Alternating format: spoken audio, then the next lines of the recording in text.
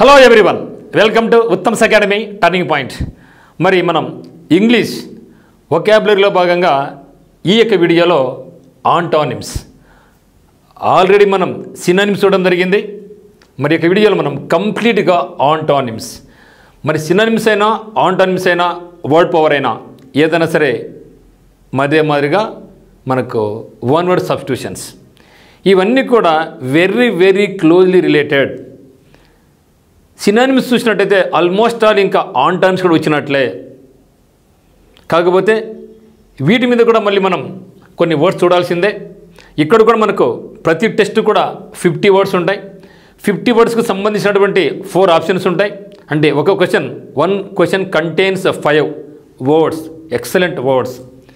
ఆ విధంగా 50 questions into 5, so 250 words. 250నే కాదు, ఇక్కడ మోర్ దాన్ 250 వర్డ్స్ కూడా ఇక్కడ మనకు వస్తాయి. ప్రతి దానికి కూడా, ప్రతి వర్డ్కి కూడా తెలుగులో మీనింగ్, దాన్ని సులభంగా గుర్తించే విధంగా కూడా ఇక్కడ చూద్దాం జరుగుతుంది. మరి మనం కూడా ఏం చేయాలంటే యాజ్ యూజువల్గానే మీరు కూడా పేపర్లో రాసుకోండి. క్వశ్చన్ నెంబర్ 1 to 50 ఇవ్వండి. మరి క్వశ్చన్ చూసిన వెంటనే ఆన్సర్ ఏదో కూడా మనకు కనిపెట్టండి మీరు. ఆ తర్వాత ఆన్సర్ నేను కూడా చెప్తాను, మరి అది కరెక్ట్ అయిందా లేదని డిసైడ్ చేసుకోండి. మీకు అట్లీస్ట్ 50కి 30+ రావాలి. మరి 40+ వస్తే ఇంకా చాలా మంచిది. సో మనం కంపల్సరీ అయితే మాత్రం 40 వరకు వచ్చేంత వరకు కూడా వీటిని ప్రాక్టీస్ చేయాలి. ఫస్ట్ టైం చేసాం 20 వచ్చే, నో ప్రాబ్లం. ఒక 10 days తర్వాత మళ్ళీ ఒకసారి చేయండి టెస్ట్ను, అప్పుడు 30 రావాలి. మళ్ళీ ఒకసారి చేయండి 40 రావాలి. ఆ తర్వాత మీకు ఎప్పుడు ఎగ్జామ్ చేసినా కూడా 40 పైన రావాలి, తప్పితే కింద రాకూడదు. ఆ విధంగా మీరు ప్రాక్టీస్ చేస్తే ఎస్ఎస్సి ఎగ్జామ్స్ కావచ్చు, బ్యాంక్ ఎగ్జామ్స్ కావచ్చు, ఏ ఇతర ఎగ్జామ్ అయినా సరే మనం ఈజీగా క్రాక్ చేసుకోవచ్చు మిత్రమా. ప్రతి ఎగ్జామ్ కూడా, ఈవెన్ కానిస్టేబుల్స్ అయినా, హైకోర్టు ఎగ్జామ్స్ అయినా, ఎల్ఐసి ఎగ్జామ్స్ అయినా, whatever it may be, ప్రతి దాంట్లో కూడా మనకు ఈ యొక్క ఇంగ్లీష్ అనేది చాలా ఇంపార్టెంట్. కాబట్టి మీరు కూడా ఇంగ్లీష్ మీద బాగా ఫోకస్ చేయండి. మరి మన రాష్ట్రంలోనే, మన తెలుగు రాష్ట్రాల్లోనే మొట్టమొదటిసారిగా ఈవెన్ నార్త్ ఇండియాకు ఏమాత్రం తగ్గని విధంగా, నార్త్ ఇండియాకు ఏమాత్రం తగ్గని విధంగా ఉత్తమ్స్ అకాడమీ నుంచి మీకు ఇంగ్లీష్ వొకాబులరీని ఎక్సలెంట్గా నేను మీకు చెప్పడం జరుగుతూ ఉంది. మీరు ఇదే ఊపుతో ముందుకెళ్ళండి. డెఫినెట్గా మీరు కూడా వితిన్ 3 or 4 monthsలో గొప్ప మాస్టర్స్ అవుతారనేసి నేను నమ్ముతున్నా, మీరు కూడా నమ్మండి. సో నమ్మకమే పునాది దేనికైనా సరే. So believe in your self. ఇంతవరకు మీకు ఏముందంటే నాకు ఇంగ్లీష్ సరిగా రాదనుకుంటున్నారు. ఇప్పుడు మీరు ఎప్పుడైతే ఇక వర్డ్ పవర్ అయితేనేమి, వన్ వర్డ్ సబ్స్టిట్యూట్స్ అయితేనేమి, మరి సినానిమ్స్ అయితేనేమి, ఈడియమ్స్ అండ్ ఫ్రేజెస్ అయితేనేమి ఎప్పుడైతే మీరు చూశారో, సింపుల్గా సింప్లిఫై చేసి చెప్పడం చూశారో, ఇప్పుడు మీకు కూడా ఒక మంచి నమ్మకం వచ్చింది. ఒక రాకపోయినా కూడా మీరు కల్పించుకోవాలా. సో ఆ విధంగా మీరు ముందుకెళ్తే మాత్రం మనం ఏ పోటీ పరీక్ష అయినా సరే ఎవరికి కూడా తగ్గే ప్రసక్తి లేదు. మనం రాసిన ప్రతి ఎగ్జామ్లో కూడా మన సక్సెస్ కావాలనేసి ఈ యొక్క ఉత్తమ్స్ అకాడమీ మరియు నేను బలంగా నమ్ముతున్నాను. మరి ఈ యొక్క వీడియోలో మనం కంప్లీట్గా ఆంటానిమ్స్ స్పీడ్ టెస్ట్ నెంబర్ 1 చూడబోతున్నాం. ప్రతిదానికి కూడా వ్యతిరేక పదం అంటే మనకు ఒక వర్డ్ ఇస్తారు, దానికి ఆపోజిట్ వర్డ్, సో వ్యతిరేక అర్థం వచ్చే విధంగా మనం కనుక్కోగలగాలన్నమాట. మీకు ఎటువంటి డౌట్స్ ఉన్నా కూడా మనకి నెంబర్ 8688080802కి మీరు కాల్ చేయొచ్చు.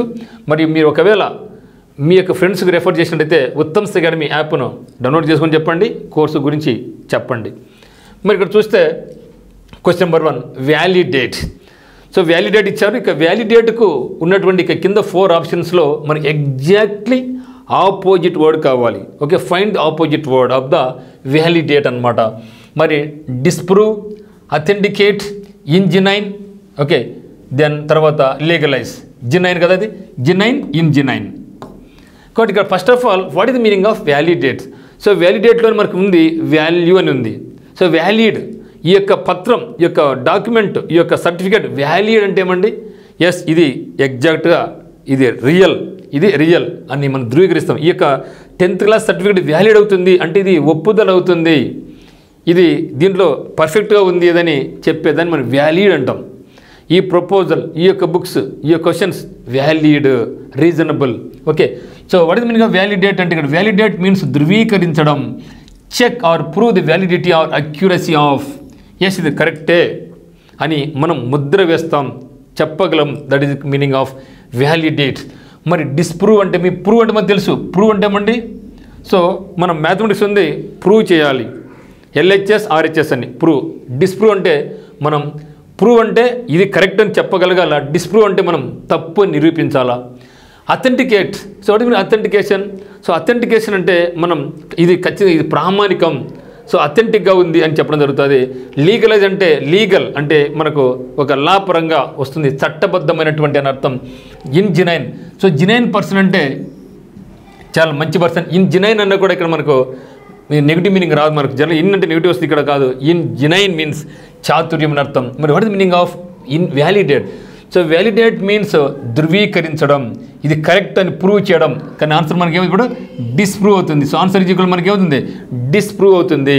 సో వ్యాలిడేట్ ఆపోజిట్ వర్డ్ ఏమంటే మనకు డిస్ప్రూవ్ అవుతుంది అనమాట. Now come to question number 2. Segregate. Segregate, aggregate. చూడండి ఇక్కడ. So what is your aggregate mark అంటాం. So what your aggregate mark అంటే ఏం చెప్పాలి? మీరు 10th క్లాస్లో మీకు మొత్తం 6 సబ్జెక్టులలో ఎంత వచ్చిందో అంత చెప్తే that is called aggregate mark. So what your aggregate mark intermediate అంటే first year mark second year mark కలిపి అన్నీ చెప్పాలా. So that is called aggregate అంటే టోటల్గా అని చెప్పేదే అగ్రిగేట్. సో సెగ్రిగేట్లో నాకు సెక్ట్ ఉంది. సో సెక్ట్ అంటే ఏమంటే మీనింగ్ టు కట్ అని అర్థం. సెక్ట్ అంటే టు కట్ అని అర్థం, అంటే విడగొట్టడం. సో విడగొట్టడం. సో ఒకటి సెగ్రిగేట్ మీన్స్ విడగొట్టు, సపరేట్ చేయడం అని అర్థం. Segregate means separate, sect means to cut అని అర్థం. ఒకటి సెగ్రిగేట్ అంటే సెక్ట్ అంటే కట్ అని అర్థం. ఇక్కడ మరి అంటే విడగొట్టడం జాయిన్ అవుతుందా, యునైటా, సపరేట్ చేయడమా, అగ్రిగేట్ అవుతుంది. ఇక్కడ చూడండి మేడం, సెగ్రిగేట్ అనేది చెప్పినాం. టు సెక్ట్ అంటే కట్ అంటే సపరేట్ అనేది మనకు సినోనిమ్ అవుతుంది. సో జాయిన్ అంటే ఏమండి? జాయిన్ అంటే కలపడం, జాయిన్ అంటే కలపడం. యునైట్ అంటే ఏకం చేయడం, యునైట్ మీన్స్ ఏకం చేయడం. అగ్రిగేట్ అంటే సమిష్టిగా టోటల్గా అని అర్థం. ఇక్కడ మనం చూస్తే జాయిన్, యునైట్, అగ్రిగేట్ దగ్గర సంబంధం ఉంది. ఎందుకంటే అగ్రిగేట్ అంటే టోటల్గా. సో అది ఆన్సర్ రిలేటబుల్గా లేదు. ఇప్పుడు నాకు జాయిన్ అవుతుందా, యునైట్ అవుతుందంటే జాయిన్ అంటే చేర్చడం, జాయిన్ అంటే ఏమండి? చేర్చడం. ఇక్కడ విడగొడుతున్నామంటే ఏమో ఇక్కడ మనం ఏకం చేయాలని అర్థం. సో ఆన్సర్ నాకు ఏమవుతుందంటే యునైట్ అవుతుంది. యునైట్ అంటే unity. So unity and diversity అంటాం కదా భారతదేశాన్ని. సో యూనిటీ, యునైట్గా ఉండాలి మనం. యూనిటీగా ఉంటే ఎవడు కూడా మనం ఏమీ చేయలేడు అని చెప్దాం. కాబట్టి సెగ్రిగేట్కి ఆపోజిట్ ఏమవుతుందంటే నాకు యునైట్ అవుతుంది. మరి సపరేట్ అనేది సినోనిమ్ అవుతుంది.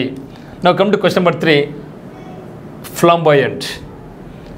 ఓకే, మరి చూస్తే ఇక్కడ మీరు ఏం చూడాలంటే ఇక్కడ బాయ్ని గుర్తుపెట్టుకోండి, బాయ్ని గుర్తుపెట్టుకోండి, బాయ్ని గుర్తుపెట్టుకోండి, యాంట్ గుర్తుపెట్టుకోండి, ఫ్లేమ్ అని గుర్తుపెట్టుకోండి, ఫ్లేమ్ అని గుర్తుపెట్టుకోండి.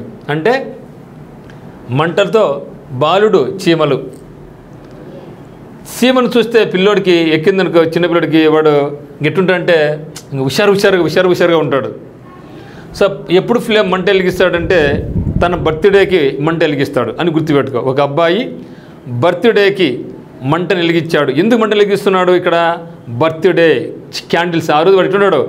చాలా మంచి డ్రెస్ చేసుకొని హుషారుగా మంచి డ్రెస్ చేసుకొని ఆడంబరంగా ఉంటాడు.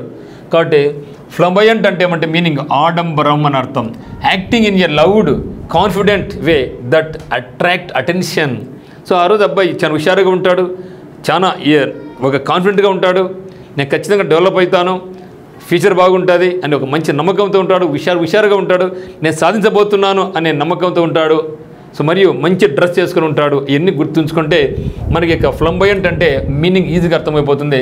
సో ఫ్లాంబాయంట్ అంటే ఏమంటే ఆడంబరం. బర్త్డే రోజు ఫ్లేమ్ వెలిగించాడు, ఎందుకు ఆడంబరంగా డ్రెస్ వేసుకున్నాడు, ఇంట్లో అంతా అలంకరించేసినాడు.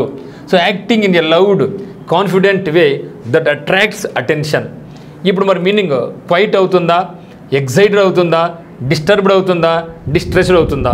మరి ఎగ్జైటెడ్ అంటే ఏమండి ఉత్సాహంగా. సో ఇది ఆన్సర్ అయితే కాదు, ఇది మనకు దగ్గరగా సినోనిమ్ అయ్యే అవకాశం ఉంది, సినోనిమ్ అవుతుంది.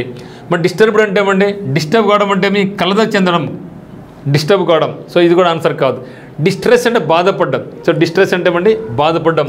మరి ఇక్కడ ఫ్లాంబాయంట్ అంటే ఆడంబరం చెప్పిన కదా. సో ఆడంబరం అంటే మనకి ఏమవుతుంది? ఆన్సర్ నిశ్శబ్దం అవుతుంది. ఇక్కడ ఏం చెప్పినాడు? లౌడ్. కాబట్టి లౌడ్ అంటే మనకి ఏమవుతుంది? క్వైట్ అవుతుంది. ఓకే, మనకు క్వైట్ అనేది ఆన్సర్. ఎందుకంటే ఆంటోనిమ్స్ కాబట్టి మనకి వ్యతిరేక పదం రావాలి కాబట్టి ఆంటోనిమ్ అవుతుంది. నా question number 4. Eminent. So eminent అనేది ఎక్సలెంట్ వర్డ్. ఎమినెంట్ పర్సనాలిటీస్ అంటూ ఉంటాం. Abdul Kalam sir, Swami Vivekananda, Nelson Mandela, Mahatma Gandhi గారు, వీళ్ళందరూ ఎవరు? Eminent personalities. ఎమినెంట్ పర్సనాలిటీస్ అంటే దెన్ వెరీ ఎక్సలెంట్ వర్డ్ అండి. Renowned and respected for achievements and contributions in their respective fields. Abdul Kalam sir ఉన్నారు, తను ఏ రంగానికి చెందినవాడు? సైన్స్ స్పీక్ రంగానికి. ఆ తర్వాత పొలిటికల్గా కాకపోయినా మనకు ప్రెసిడెంట్ కావడం జరిగింది, అందుకని పీపుల్స్ ప్రెసిడెంట్ అవడం జరిగింది. అని ఏ ఫీల్డ్ ఎంచుకున్న దాంట్లో అతను మనందరం కూడా రెస్పెక్ట్ చేయొచ్చు, గౌరవించవచ్చు. మహాత్మా గాంధీ గారు కానీ, నెల్సన్ మండేలా గారు కానీ, మరియు స్వామి వివేకానంద గారు కానీ. సో ఆ విధంగా ఉంటుంది. కాబట్టి those are called eminent personalities. Eminent personalities అనమాట. సో ఎమినెంట్ పర్సనాలిటీస్ అంటే ఏమండి, renowned and respected for achievements and contributions in their respective fields are called eminent personalities. మరి దీనికి ఆన్సర్ మనకు ప్రామినెంట్ అవుతుందా, ఎలైట్ అవుతుందా, స్కాలర్లీ అవుతుందా, ఆర్డినరీ అవుతుందా? ఇక్కడ చూస్తే ఎవరి meaning prominent. So eminent means famous and important అని అర్థం. మరి ప్రామినెంట్ పర్సన్ అంటే ఎవరు? ఫేమస్ పర్సన్ అర్థం. లైక్ అబ్దుల్ కలాం సార్, ఇది కూడా అంటే దగ్గర మనకి మీనింగ్ ఇది సినోనిమ్ అవుతుంది. Elite, what meaning elite? Elite అంటే ఉన్నతమైనటువంటి అని అర్థం.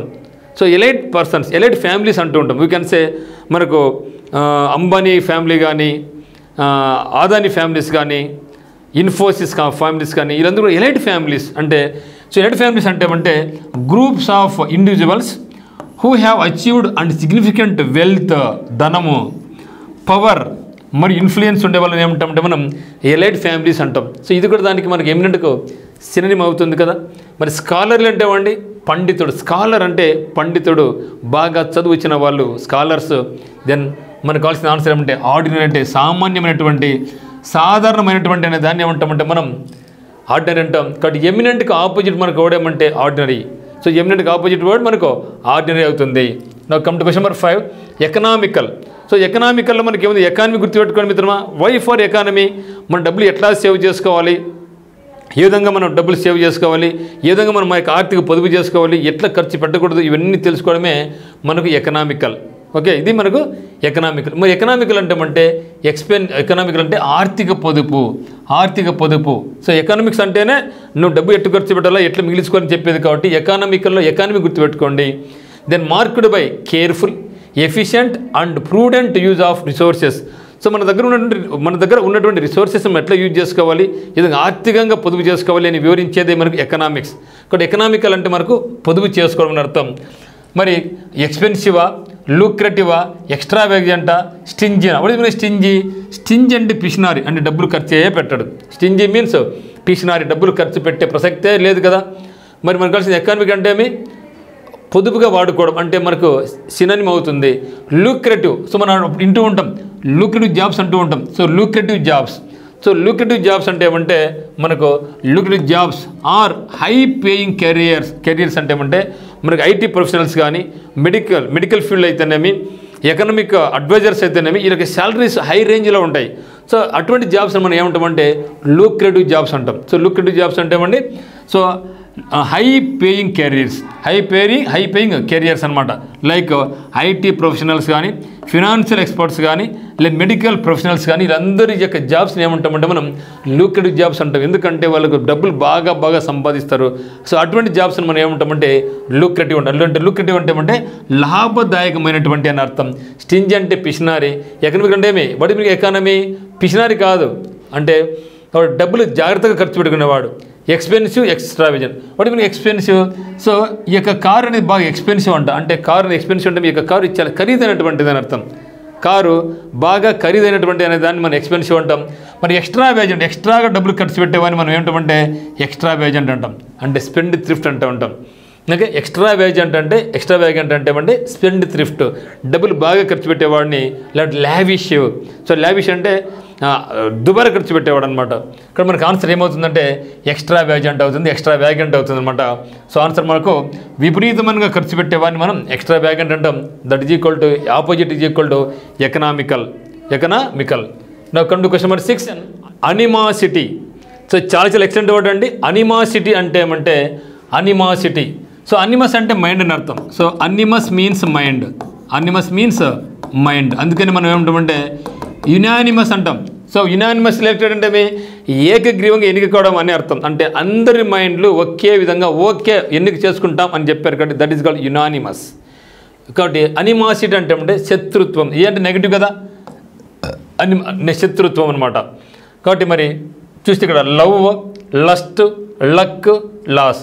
చూస్తే ఇక్కడ లవ్, లస్ట్ అంటే ఏమిటి? కోరిక, తీవ్రమైన కోరిక, కామం. లాస్ అంటే నష్టం, లక్ అంటే అదృష్టం, లవ్ అంటే ప్రేమ. ఇప్పుడు చూడండి, మరి అనిమాసిటీ అంటే ఏమనుకున్నాం? శత్రుత్వం. మరి అనిమాసిటీకి శత్రుత్వం అంటే నాకేమవుతుంది? శత్రుత్వంని ఏం చేయాలి మనం? ఎప్పుడు ద్వేషిస్తూ ఉంటాం, దాన్ని ఎవరలా ఎప్పుడు ప్రేమించాలి అని చెప్పేది మనకు లవ్. ఇక్కడ ఆన్సర్ నాకు ఏమవుతుంది? ఇక్కడ లవ్ అవుతుంది. లవ్ అంటే ప్రేమ, అనిమాసిటీ అంటే శత్రుత్వం. శత్రుత్వానికి ఆపోజిట్ ఏమవుతుంది మనకు? లవ్ అవుతుంది. No 7th one altercation. Excellent word మిత్రమా. ఇది మీకు వర్డ్ పవర్లో సెషన్ 2లో వచ్చింది. వర్డ్ పవర్లో మనకు సెషన్ 2లో. ఎందుకంటే ఇక్కడ అల్ట్రూయిజం వచ్చింది మనకు. Altruist, ALTRUI. What is altruist? Ist అంటే పర్సన్, ఆల్టర్ అంటే అదర్స్, అంటే ఇతరులను ప్రేమించేవాడు, ఇతరులకు హెల్ప్ చేసేవాడు.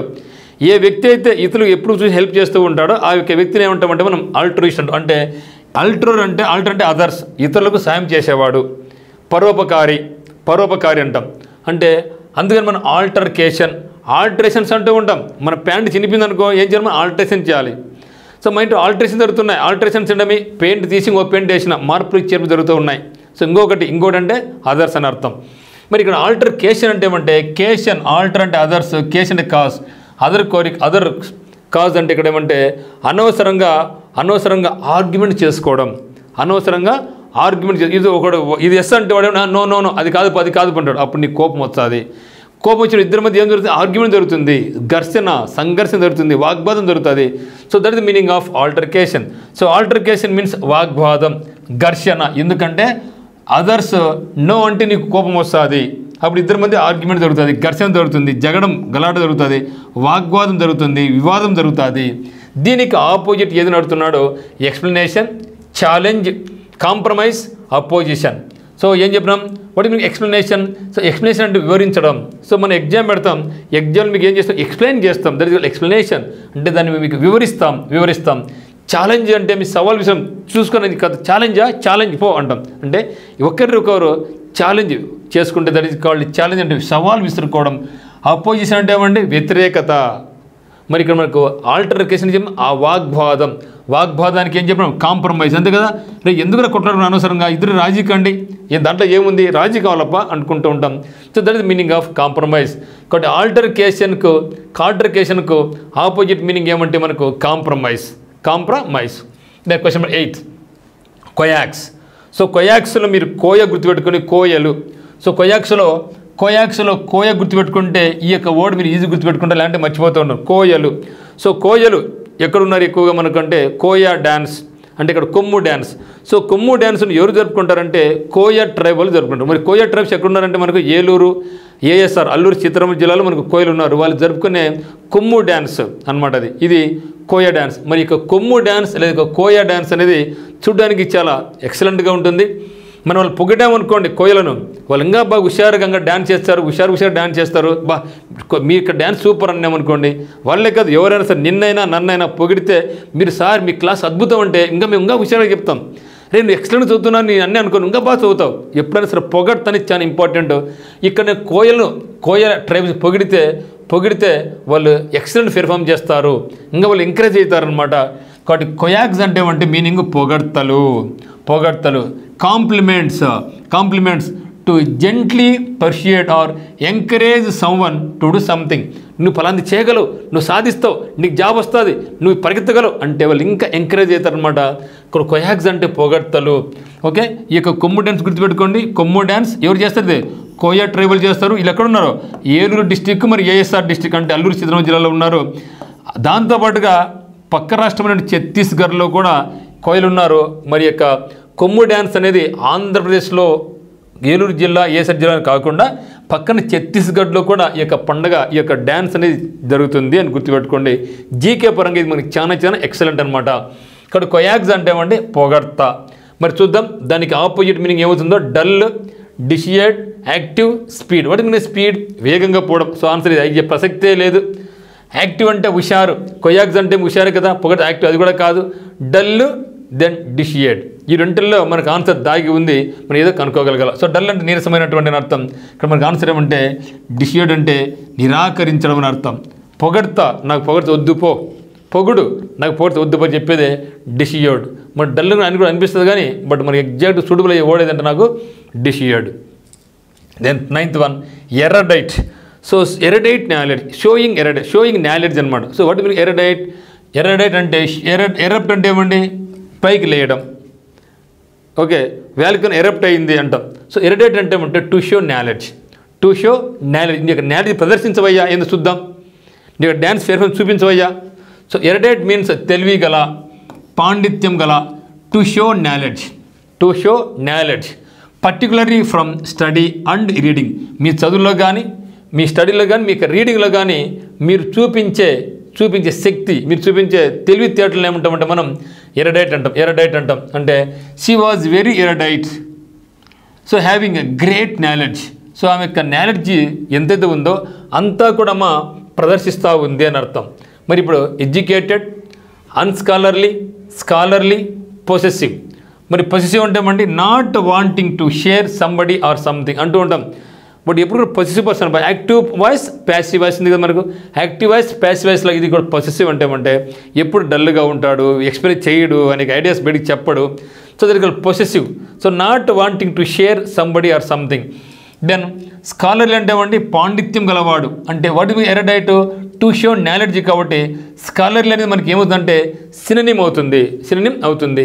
మనకు స్కాలర్లీ సినోనిమ్ కాబట్టి అన్స్కాలర్లీ అంటే నాకు ఏమవుతుంది, ఆపోజిట్ అవుతుంది. దేనికి, ఎరడైట్కి. So opposite of erudite is equal to scholarly. The educated అంటే చదువుకున్న వాడిని మనం ఎడ్యుకేటెడ్ అంటాం.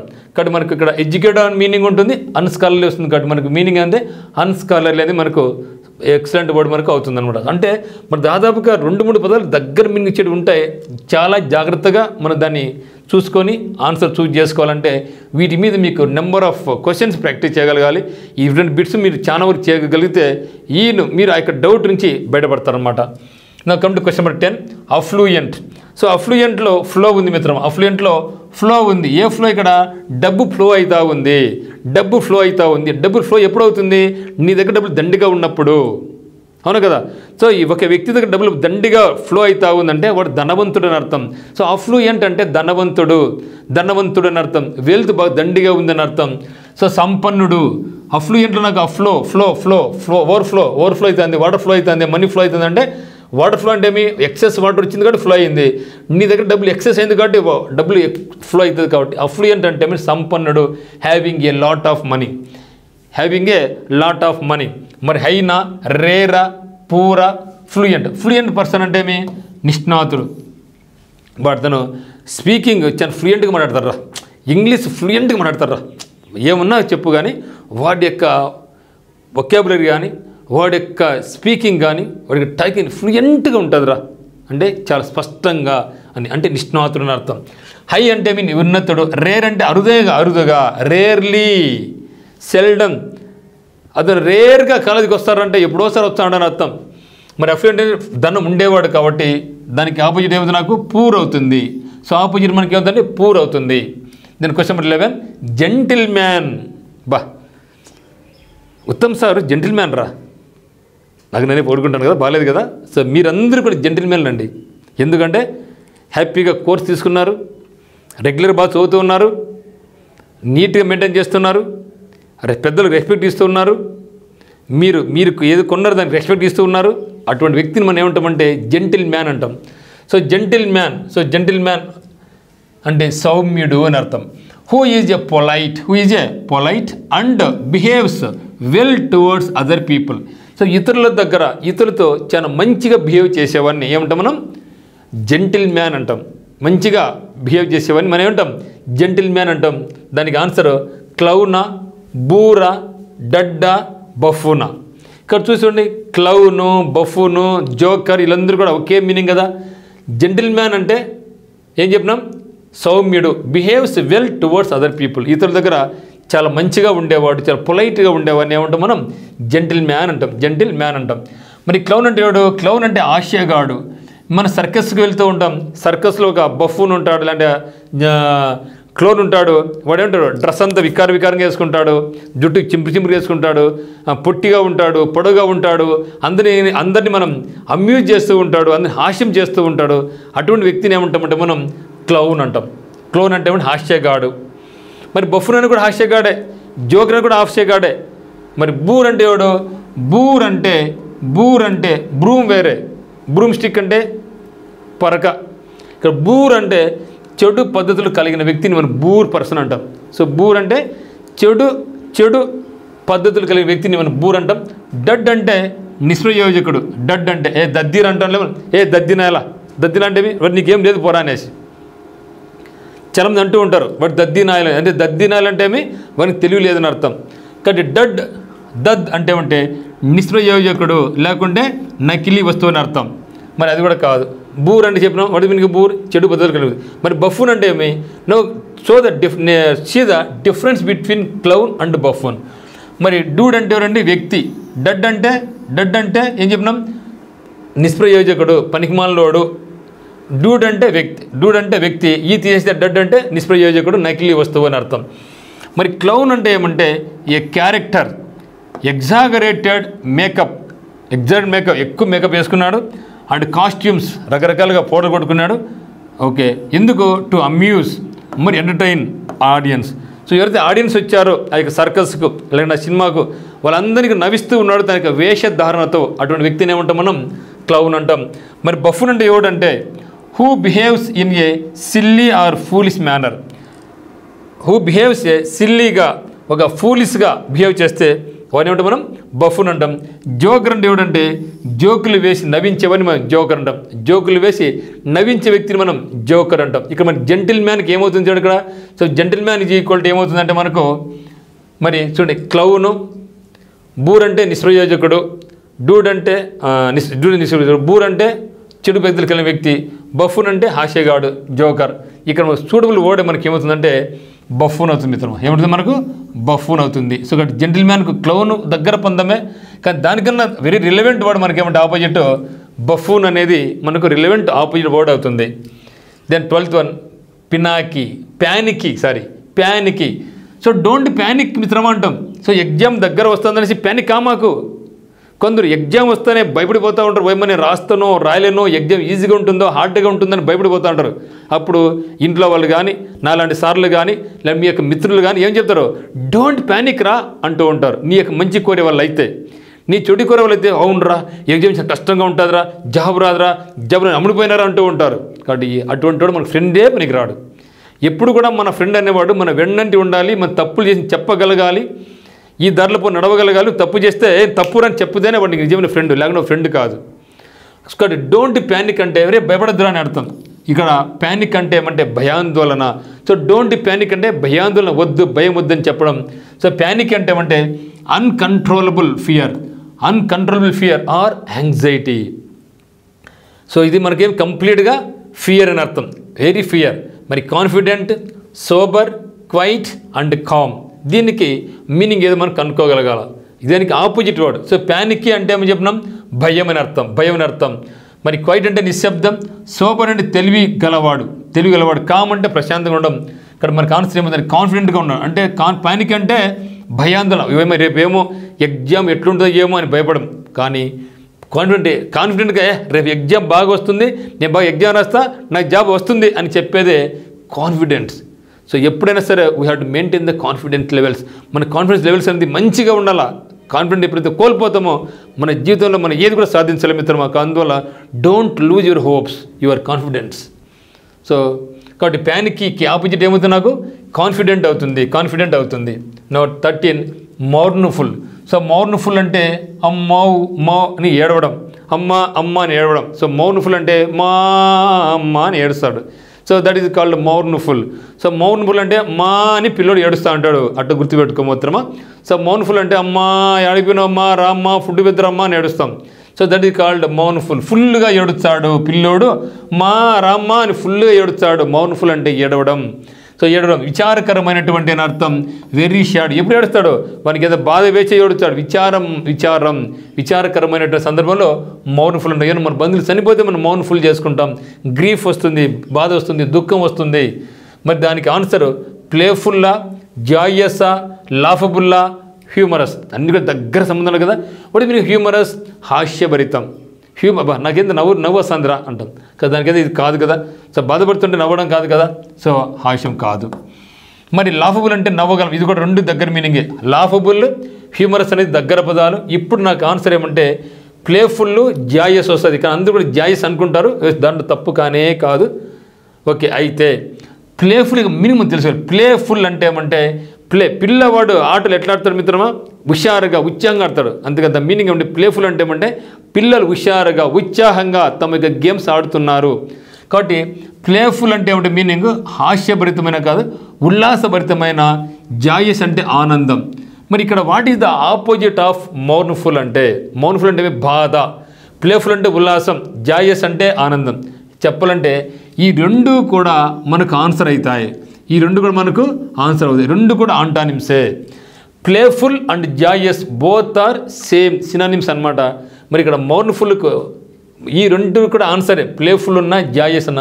ఒకవేళ జాయస్ లేకపోతే ఆన్సర్ ప్లేఫుల్ అవుతుంది, ప్లేఫుల్ ఆన్సర్ లేకపోతే జాయస్ అవుతుంది.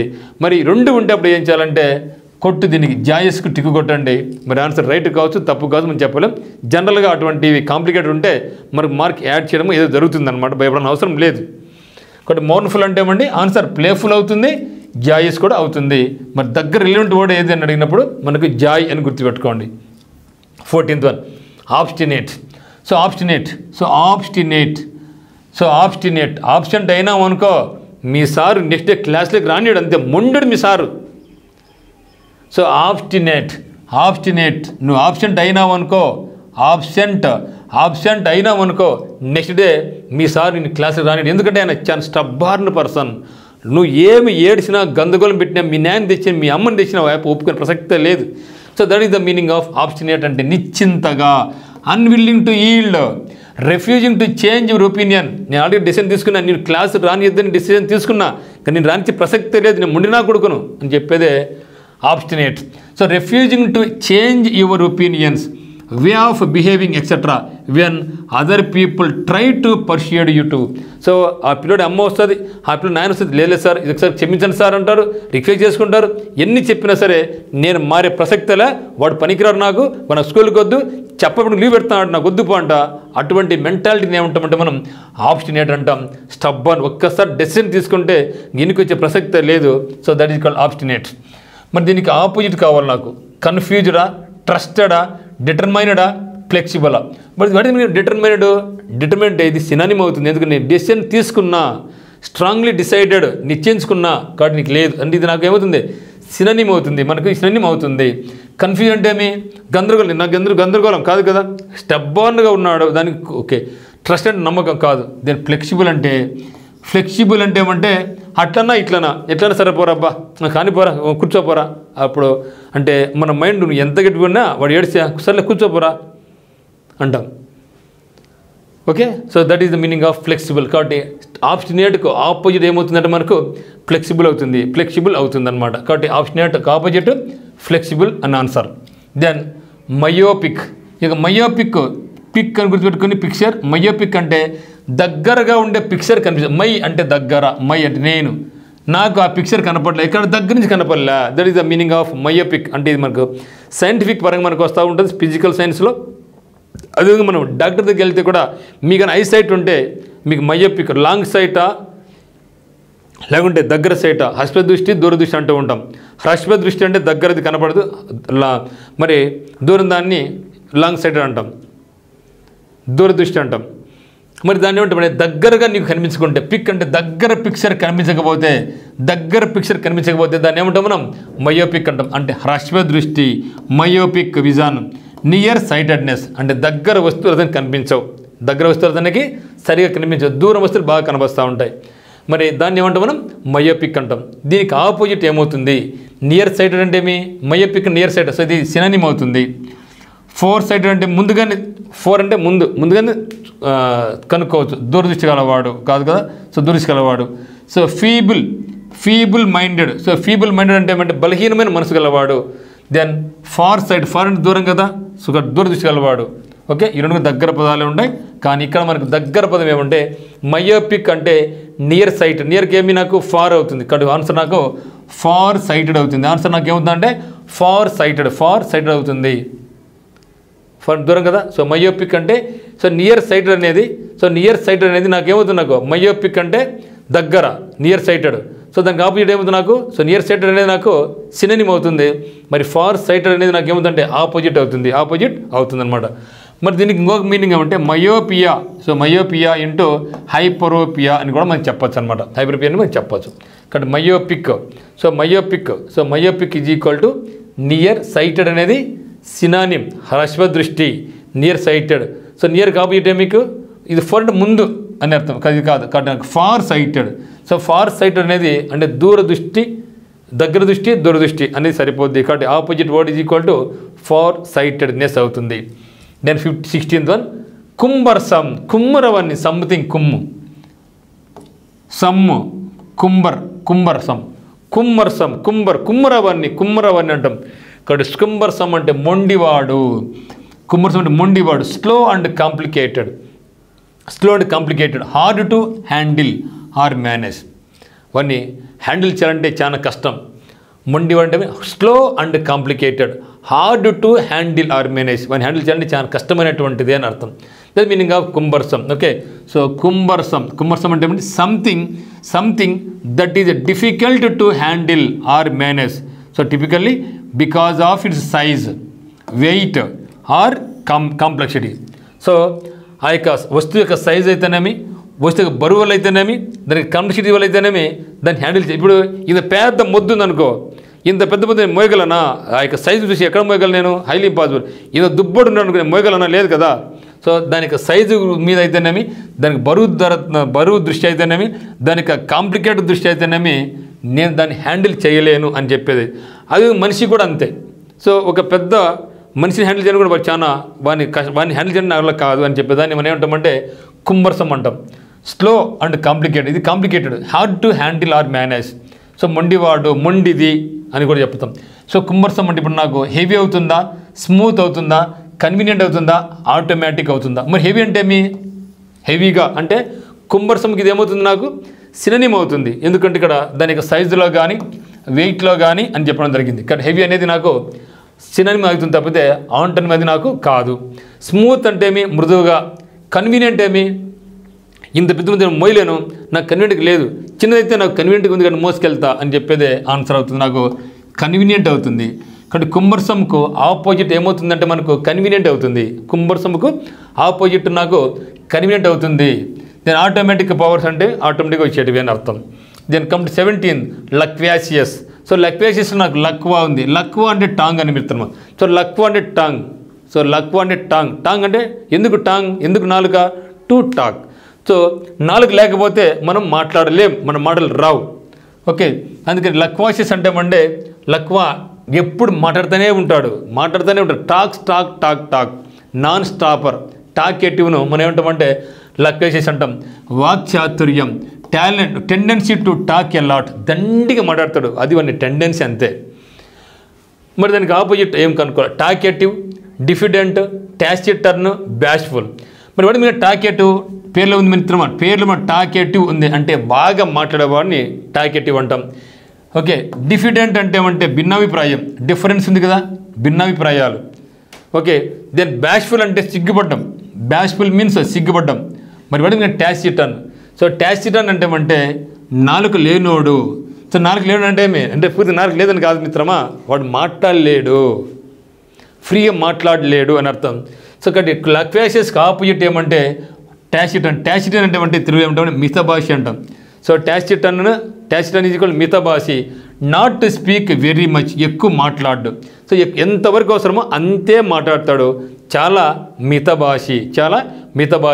ఇక్కడ లక్వాసియస్ అంటే టాకేటివ్ అనేది సినిమా అవుతుంది. దానికి ఆపోజిట్ అంటే టాకేటివ్ వాడు, లక్వాసియస్ వాడు ఎప్పుడు మాట్లాడుతూనే ఉంటాడు, నాన్ స్టాప్గా. Okay, chatter. మరి టాసిటర్న్ అనేవాడు ఎక్కువ మాట్లాడు, తక్కువ మాట్లాడుతూ ఉంటాడు, మితభాషి. Then 18th one intelligible. Eligible ఉంది మనకు, కానీ ఇదేంటిది? ఇంటెలెక్చువల్స్ అని ఉంటాం. సో వాటి మనకి ఇంటెలెక్చువల్స్. సో ఇంటెలెక్చువల్స్ అంటే ఎవరంటే గొప్పవాళ్ళు, సొసైటీలో మంచిగా సలహాలు ఇచ్చేవాళ్ళు, ఇంటెలిజెంట్ పీపుల్ మనం ఇంటెలెక్చువల్స్ అంటాం. So those are intelligence in society, those are called intellectual persons. So కాబట్టి ఇంటెలిజిబుల్ అంటే అర్థమయ్యే విధంగా మాట్లాడతారు వాళ్ళు. ఓకే, వాళ్ళు బాగా అర్థమయ్యే విధంగా మనం మాట్లాడతారు, ఈజీ టు అండర్స్టాండ్. సో వాళ్ళు మాట్లాడితే మనకు ఈజీగా అర్థమవుతుంది. So those persons are called intelligible. Intelligent ఉంది, ఎలిజిబుల్ ఉంది. ఓకే, మరి డల్లా, గార్బల్డా, ఫూలిషా, కన్ఫ్యూజ్డా. డల్ అంటే ఏమంటే నీరసమైనటువంటి, డల్ అంటే నీరసమైన, ఫూల్ అంటే మూర్ఖుడు, కన్ఫ్యూజ్ అంటే గందరగోళంగా ఉంది. దెన్ గార్బల్డ్ అంటే ఏమంటే డిఫికల్ట్ టు అండర్స్టాండ్. మరి పైన చెప్పినాం ఇంటెలిజిబుల్ అంటే ఏమంటే బాగా అర్థమయ్యే విధంగా ఈజీగా చెప్పేవాడు, ఎందుకు ఇంటెలిజెంట్ కాబట్టి. దానికి ఆపోజిట్ మనకి ఏమవుతుందంటే గార్బుల్డ్ అవుతుంది. గార్బుల్డ్ అంటే ఏమంటే డిఫికల్ట్ టు అండర్స్టాండ్, సో అర్థం చేసుకోవడం చాలా కష్టం. సో దాన్ని ఏమంటామంటే మనం గార్బుల్డ్ అంటాం, గార్బుల్. సో దానికి ఆపోజిట్ ఇంటెలిజిబుల్లో నాకేముందంటే ఇంటెలెక్చువల్, ఇంటెలిజెంట్ గుర్తుపెట్టుకోండి. ఎలిజిబుల్ అంటే బాగా రాయడం తెలిసినవాడు. Then 19th philanthropist. చాలా మంచి పదం అండి. ఇది కూడా మీకు వర్డ్ పవర్లో మనకు సెషన్ 1లో ఉంది మనకి ఇది. సో ఫిలాంథ్రపిస్ట్ అనేది ఒక వర్డ్లో మనకు ఫిలా వచ్చిందనుకోండి, దాని మీనింగ్ ఏమంటే లవ్ అని అర్థం. ఆంథ్రోప్ అంటే మ్యాన్ కైండ్ అని అర్థం. Anthrop means mankind, ist అంటే person. A person who loves mankind is called philanthropist. లవ్ను అంటే మానవుని ప్రేమించేవాడు. సో అంటే who helps others is called. అదేవిధంగా philanthropist and lover of mankind. అదేవిధంగా మనకు ఇంకోటి ఉంది, ఏది మనకు ఇంట్రావర్ట్, ఎక్స్ట్రావర్ట్, యాంబివర్ట్ ఒక పదం చెప్పడం జరిగింది అక్కడ. అదే మాదిరిగా అల్ట్రూయిస్ట్ చెప్పడం జరిగింది. Egotist, altruist. So egoist and egotist both are selfish personalities. వాళ్ళు తమ మేలు కోసం చూసుకుంటారు. అల్ట్రూయిస్ట్ అనేది ఇతరులు హెల్ప్ చేస్తూ ఉంటాడు. సో సేమ్ వే ఫిలాంథ్రపిస్ట్ కూడా ఇతరులు హెల్ప్ చేస్తూ ఉంటాడు. అంటే ఫిలాంథ్రపిస్ట్ అనేవాడు అల్ట్రూయిస్ట్ కూడా అవుతాడు, అది సినోనిమ్. మరి philistine, spendthrift, then moralist, miser. What meaning moralist? So moral plus ist అంటే పర్సన్, మోరల్ అంటే నీతి. వాట్ మీనింగ్ ఆఫ్ నీతి? The difference between good and bad చెప్పేది మోరల్. నీతి అంటే ఏమి? చెడుకు మంచికి తేడా చెప్పేది నీతి కథలు. కానీ మోరలిస్ట్ అంటే ఏమంటే a person who tells about which is good and which is bad, అంటే వాడిని మనం నైతికవాది అంటాం. సో మైజర్ అంటే పిసినారి. మైజర్ అంటే వాడని పిసినారి, డబ్బులు ఖర్చు పెట్టాడు. డబ్బులు ఖర్చు పెట్టలేదంటే వాడినే డబ్బు ఖర్చు పెట్టుకోడు, మరి మనం డబ్బులు ఖర్చు పెడతాడా? మరి వాడితో మీన్గా ఫిలాంథ్రపిస్టు వీడు ఇతరులు ప్రేమిస్తున్నాడంటే ఇతరులు వాడు మేలు చేస్తాడని అర్థం. మరి మైజర్ పిసినారంటే ఏమి?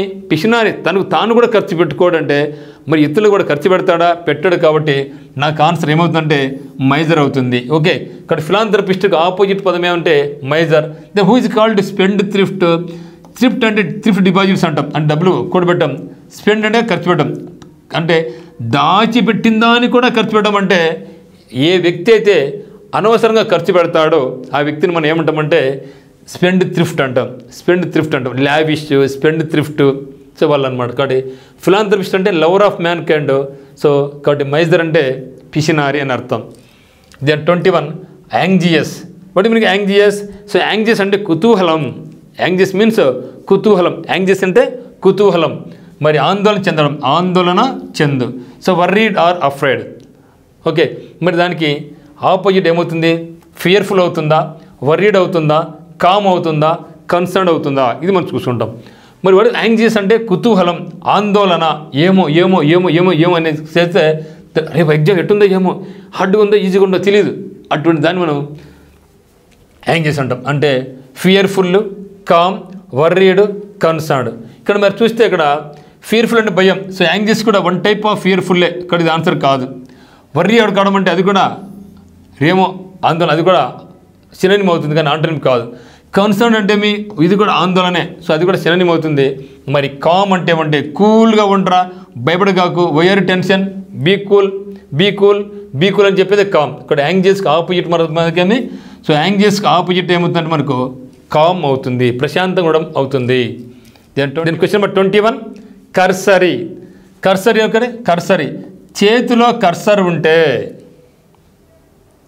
మన చేతులు గమ్మునుంటాయా? అట్లా తిప్పుతూనే ఉంటాయి.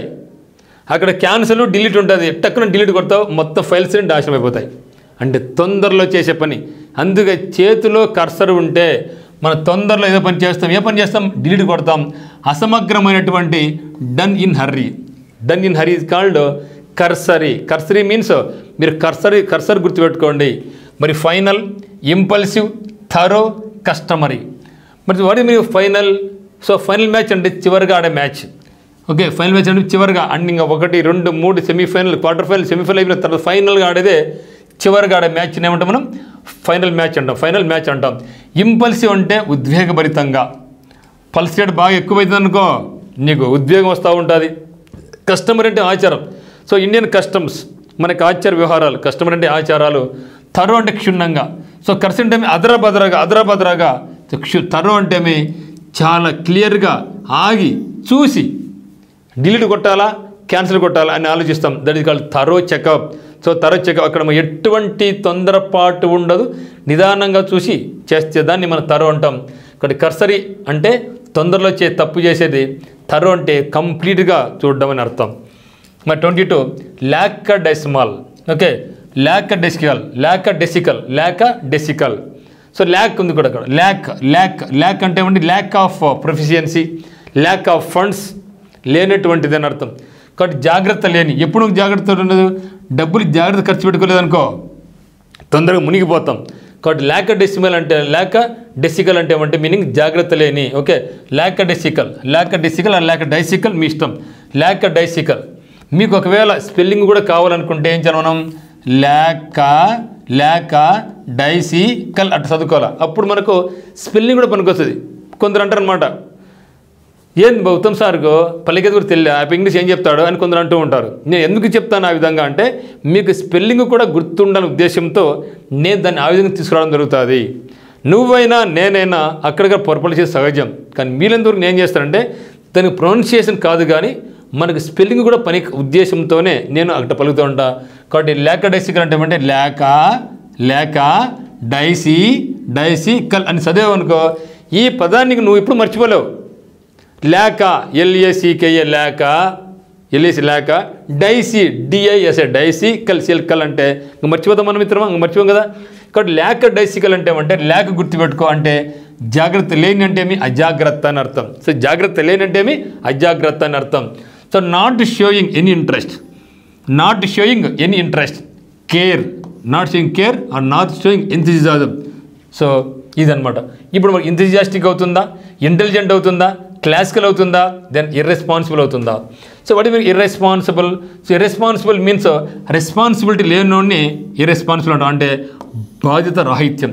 సో బాధ్యత మెలిగితే రెస్పాన్సిబుల్, ఇర్రెస్పాన్సిబుల్ అంటే ఏమంటే బాధ్యత రాహిత్యం. ఇంటెలిజెంట్ అంటే వాడు తెలివైన వాడిని ఏమంటాం మనం? ఇంటెలిజెంట్ అంటాం. ఓకే, ఇంటెలిజెంట్ మీన్స్ తెలివైన వాడిని మనం ఇంటెలిజెంట్ అంటాం. క్లాసికల్ లాంగ్వేజ్ అంటూ ఉంటాం.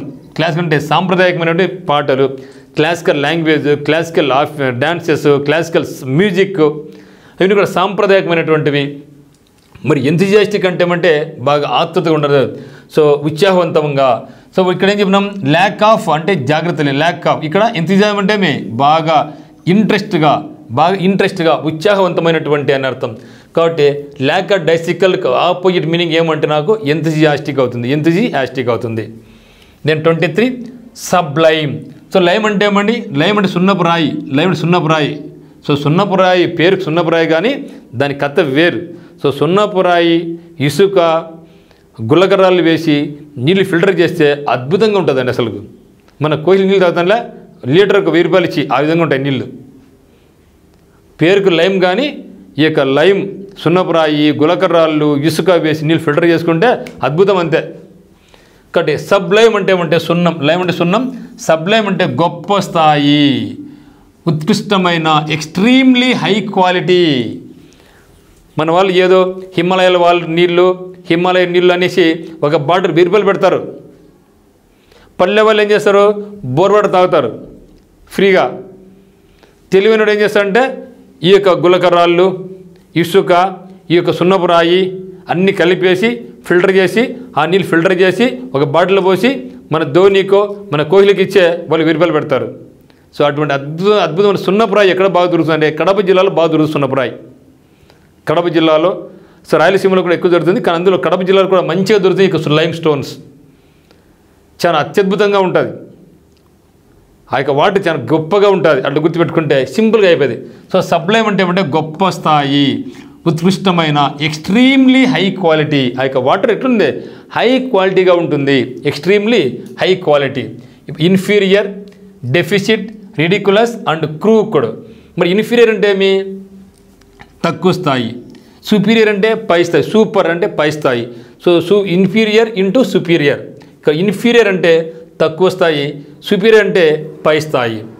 డిఫిసిట్ అంటే లోటు. సో డెఫిసిట్ బడ్జెట్ అంటూ ఉంటాం మనం. ఆంధ్రప్రదేశ్ కానీ లేకుంటే తెలంగాణ కానీ లేకుంటే మన కేంద్ర ప్రభుత్వం అయితేనేమి డెఫిసిట్ బడ్జెట్ అంటే ఏమి? లోటు బడ్జెట్ అని అర్థం. సో క్రూకుడ్ అంటే ఏమి? వంకర పద్ధతి ఉండేవాడు. పద్ధతిలో ఉన్నవాడిని మనం క్రూకుడ్ పర్సనాలిటీ అంటాం. సో క్రూకుడ్ పర్సనాలిటీ అంటే వంకర బుద్ధి ఉండేవాడు అని అర్థం. రిడికులస్ అంటే హాస్యాస్పద అబ్బా అనుకో. రిడికులస్ హాస్య అంటే నవ్వుకుంటాం అనమాట. ఇక్కడ మనకు సబ్లైమ్ అంటే ఏం చెప్పినా గొప్ప, ఎక్స్ట్రీమ్లీ హై క్వాలిటీ. ఇన్ఫీరియర్ అంటే ఏమంటే తక్కువ క్వాలిటీ కాబట్టి మనకు సబ్లైమ్కి ఆపోజిట్ ఏమవుతుందంటే నాకు ఇన్ఫీరియర్ అవుతుంది. Then 24 evident. సో ఎవిడెంట్ అంటే evidence. What mean evidence? Proof కదా. కాబట్టి ఎవిడెంట్ అంటే clear to the eye or mind. Obvious. What mean obvious? It obviously, yes ఖచ్చితంగా. సో ఇట్ ఆబ్వియస్ అంటే ఖచ్చితంగా, స్పష్టంగా అని అర్థం. ఆబ్వియస్ అంటే స్పష్టంగా.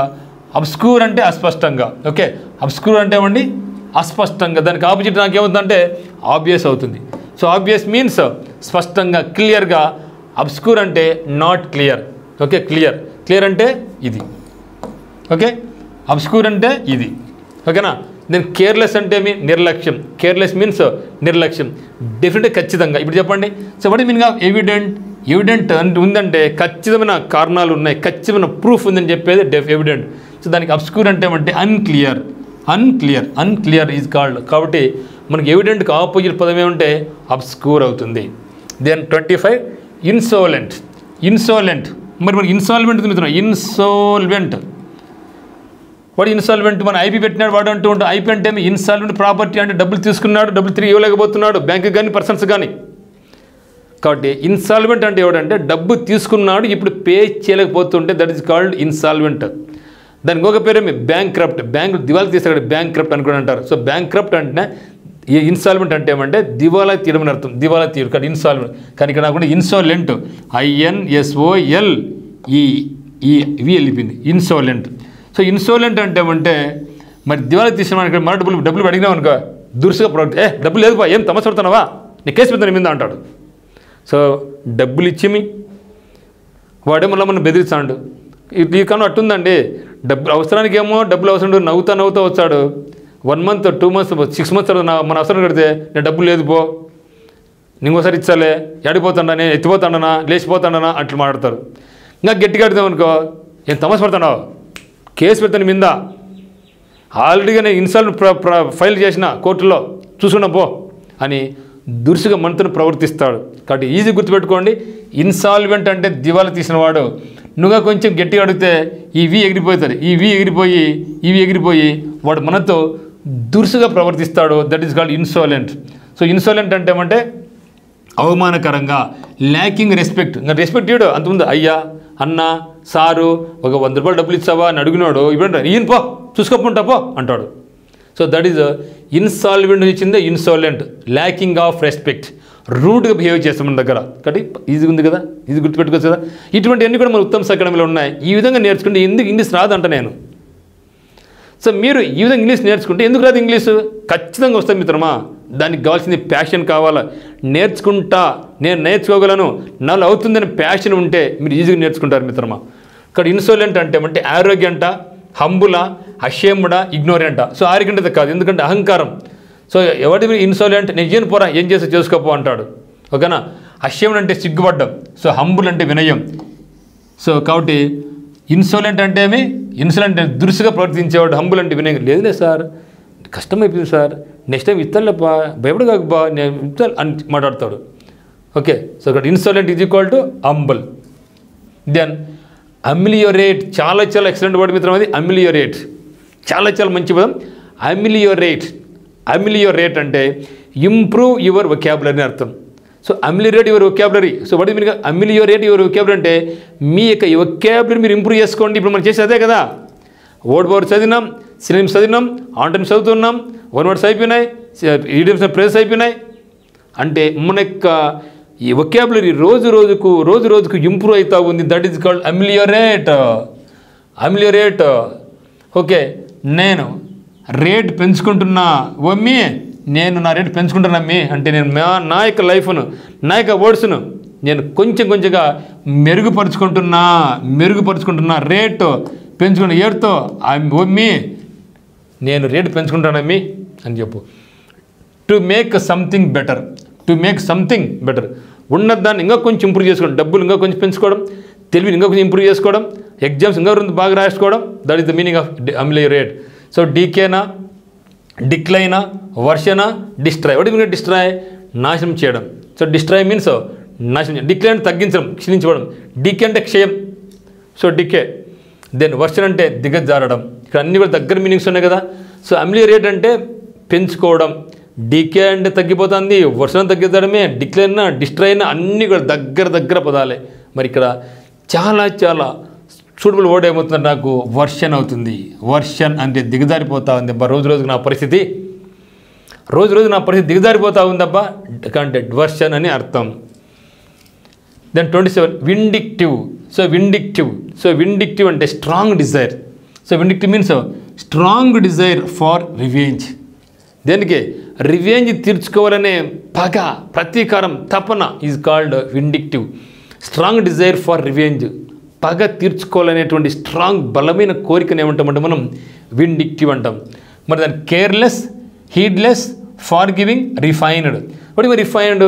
సో రిఫైన్డ్ ఆయిల్ అంటాం అంటే ఆ ఆయిల్ శుద్ధి చేసిందే మనకు రిఫైన్డ్ ఆయిల్. సో అనుకుంటారు శుద్ధి చేసిన ఆయిల్ బాగుంటుంది, ఏముండదు రిఫైన్డ్ ఏముండవు, నథింగ్గా. వేరుశనగ గింజలు 100 రూపాయలు ఇప్పుడు. మరి అదే వేరుశనగ రిఫైన్డ్ ఆయిల్ వచ్చేసి 150 రూపాయలు. 1 కిలో రావాలంటే కనీసం నువ్వు 3-4 కిలోలు ఈ యొక్క శనగ పాటించాలి. అప్పుడే నీకు రేట్ ఎంత అయిపోయింది? 400 రూపాయలు అయిపోయా. అంటే ఒక వేరుశనగ క్లియర్ అంటే నీకు 500 రూపాయలు అవుతుంది. కానీ ఇక్కడ ఎంత ఇస్తున్నాడు? 150కి ఇస్తున్నాడు. అంటే మరి అది మీరు ఊహించుకోండి ఒకసారి, అది కల్తీదా రియల్దా అనేసి. సో నువ్వైనా నేను అందరం తాగింది కల్తీనే. ఎందుకంటే వేరుశనగ కిలో నూనె వచ్చేసి మరి 150 రూపాయలకు బయట మార్కెట్ దొరుకుతుంది రిఫైన్డ్ ఆయిల్ అయితే. కానీ ఈ యొక్క 1 కిలో రావాలంటే కనీసం మీరు 4 నుంచి 5 కేజీలు శనగపప్పు కొట్టాలా. 1 కిలో 400 రూపాయలు, 100 రూపాయలు, 4 కిలో ఎంత? 400 నుంచి 500 రూపాయలు నీకు ఖర్చు అవుతుంది. నీకు ఎందుకు 100 అంటే అంతా కూడా కల్తీదే. మనం వాడే ప్రతి వస్తువుది కూడా కల్తీనే, దాంట్లో భయపడిన అవసరంలే. అందుకని ఉన్న దాంట్లో మంచిది వాడుకోవాలని చెప్తున్నాం అంతే. సో రిఫైన్డ్ ఆయిల్ అంటే శుద్ధి చేయబడి. ఫార్గివింగ్ అంటే ఫార్గివ్ అంటే క్షమించదు. Please forgive me sir, sorry sir, excuse me sir, condone me sir అంటాం. దట్ ఈస్ మీనింగ్ ఆఫ్ క్షమించడం. సో విండిక్టివ్ అంటే స్ట్రాంగ్ డిజైర్ ఫర్ రివెంజ్. మరి హెడ్లెస్ అంటే నిర్లక్ష్యం, కేర్లెస్ అంటే నిర్లక్ష్యమే. కానీ ఇక్కడ విండిక్టివ్ అంటే కోపం, పగ, కసి. ఎందుకో? పగ తీర్చుకోవాలనేసి. సో ఫార్గివ్ పోనీలేరా, ఎందుకు లేరా పగ, పోన్లే అని వదిలేస్తాం. కాబట్టి ఇండిక్టివ్ మీన్ ఆపోజిట్ ఏమవుతుంది నాకంటే ఫార్గివింగ్ అవుతుంది. దెన్ 28 కమెరాడరీ అంటే అండర్స్టాండింగ్. సో కమెరాడ్ అంటే కామ్రేడ్స్ మనతో మంచిగా క్లోజ్గా ఉంటారు. కామ్రేడ్ గుర్తుపెట్టుకోండి. కామ్రేడ్స్ అంటే నక్సలైట్లు మనతో ఉంటారు. వాళ్ళు గవర్నమెంట్కి ఇప్పుడు ఆపోజిట్. కానీ వాళ్ళు ఉండే ఏరియాలలో వాళ్ళు ముఖ్యంగా ఎక్కడ అడవి ప్రాంతాల్లో ఉంటారు, లోపల అడవుల్లో ఉంటారు. అక్కడ ఉండే ప్రజలతో వాళ్ళు ఎట్టుంటారు? చాలా సాంగత్యంగా ఉంటారు. ఎందుకు సాంగత్యంగా ఉంటారంటే వాళ్ళకి బయట ఇన్ఫర్మేషన్ కావాలి కాబట్టి, వాళ్ళకి ఎప్పుడైనా అవసరం ఉంటే ఫుడ్ కావాలి కాబట్టి, లోపల ఎక్కడ దాక్కోండేది వీళ్ళు చెప్పకుండా పోలీసు చెప్పకుండా ఉండాలి కాబట్టి ఆ యొక్క కామ్రేడ్స్ అనేవాళ్ళు వాళ్ళతో చాలా సాంగత్యంగా ఉంటారు, చాలా సన్నిహితంగా ఉంటారు అని గుర్తుపెట్టుకుంటే ఈ పదం మీరు మర్చిపోయే ప్రసక్తే లేదు. సో కమెరాడరీ అంటే ఏమండి? సో కమెరాడరీ అంటే సాంగిత్యం, అంటే cooperation between the people is called camaraderie. Okay, camaraderie అంటే ఏమంటే a feeling of friendship and trust among a group of people. So comrades అంటే ఏమి మనకు గుర్తుండేది? నక్సలైట్. ఎక్కడుంటారు వాళ్ళు? దట్టమైన అడవుల్లో ఉంటారు. అక్కడ ఎవరు ఉంటారు? మనకు ట్రైబల్స్ ఉంటారు. వాళ్ళకి వీళ్ళు మంచిగా ఉండాలి. మంచిగా లేరనుకో ఫుడ్ కట్ అవుతుంది. బట్ పోలీసులు వచ్చేసి పలానా చోట నక్సలైట్ పోయి చెప్తే పోయి మనకు చంపేస్తారు. అందువల్ల ఈ కామ్రేడ్స్, ఈ యొక్క నక్సలైట్ అనే వాళ్ళు ఏం చేస్తారంటే ఈ యొక్క అక్కడ ఉన్న వాళ్ళతో చాలా సాన్నిహిత్యంగా ఉంటారు. ఇట్లా గుర్తు పెట్టుకుని చెప్తాను మిత్రం నేను. ఓకేనా? సో కాబట్టి a feeling of friendship and trust among group of people is called camaraderie. Then curiosity, ferocity, impetuosity, then animosity. What is animosity? మనకు ఆల్రెడీ మన పదం వచ్చింది. అనిమాసిటీ అంటే శత్రుత్వం. ఫెరోసిటీ అంటే ఫెరోసియస్ అనిమల్స్ అంటాం. లైక్ లయన్, టైగరు, ఫాక్స్, ఏంటివి ఫెరోషియస్ అనిమల్స్ లైక్ క్రూర జంతువులు ఉన్నటువంటి అటాక్ చేస్తాం మన మీద. So those are called ferocious అంటే క్రూరమైనటువంటి అని అర్థం, క్రూరమైనటువంటి అని అర్థం. దెన్ క్యూరియాసిటీ అంటే ఏమండి ఆతృత, ఉత్సుకత. దెన్ ఇంపెటిసిటీ అంటే ఏమంటే ఉద్రేకం. ఇప్పుడు చెప్పండి మరి ఆన్సర్. కమ్రేడ్ అంటే వాళ్ళు చాలా ఫ్రెండ్లీగా ఉంటారు. కామ్రేడ్స్ అంటే నెక్స్ట్ వాళ్ళ చుట్టుపక్కల ఉన్న వాళ్ళతో చాలా ఫ్రెండ్లీగా ఉంటారు. సో ఆపోజిట్ ఏమవుతుంది నాకు అనిమాసిటీ అంటే ఏమంటే శత్రుత్వం. అనిమాసిటీ మీన్స్ శత్రుత్వం. Then 29th devour. డివోర్ ఓర్ ఓర్ అంటే Oreo biscuit, Oreo biscuit, Oreo Oreo biscuit ఏం చేస్తారు మీరు? బిస్కెట్ ఏం తింటారు? ఓరో బిస్కెట్స్. ఓరో బిస్కెట్ తింటాం, ఓరో బిస్కెట్ తింటాం కదా. సో ఓరో అంటే టు ఈట్ అని అర్థం. సింపుల్ అయిపోయి. ఓరో బిస్కెట్స్ ఏం చేస్తావు? తింటావు. ఇక్కడ ఓరో అని పదం వచ్చిందంటే దాని మీనింగ్ ఏమంటే టు ఈట్ అని అర్థం. డివోర్ అంటే సో ఓవర్ అంటే టు ఈట్ ఆర్ స్పాలో అంటే మింగడం. సో ఒరాసియస్ రీడర్ అంటాం. ఒరాసిస్ రీడర్, ఒరాసిస్ ఈటర్. సో వాటి మీరు ఒరాసిస్ ఈటర్ బాగా గబ్బ గబ్బ గబ్బ స్పాలో చేసాడు, గబ్బ తినేవాడిని ఒరాసిస్ ఈటర్ అంటాం. But who is called voracious reader?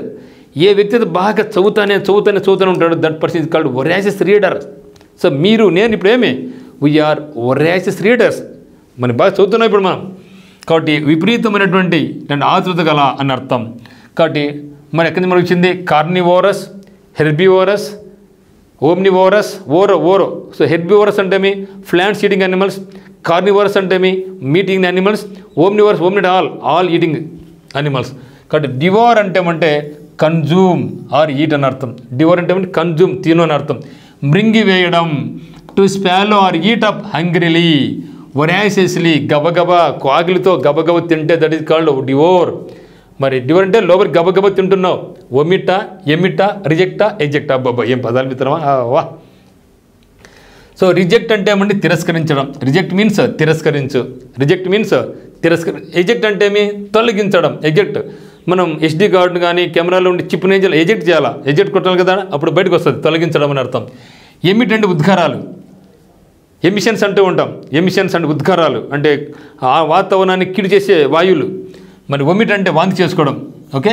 Devour అంటే మింగడం, బాగా దండి పొట్టలేకపోతే కక్కుకోవాలి. కక్కడం అంటే ఒమిట్. ఆన్సర్ నాకేమవుతుంది? ఒమిట్ అవుతుంది.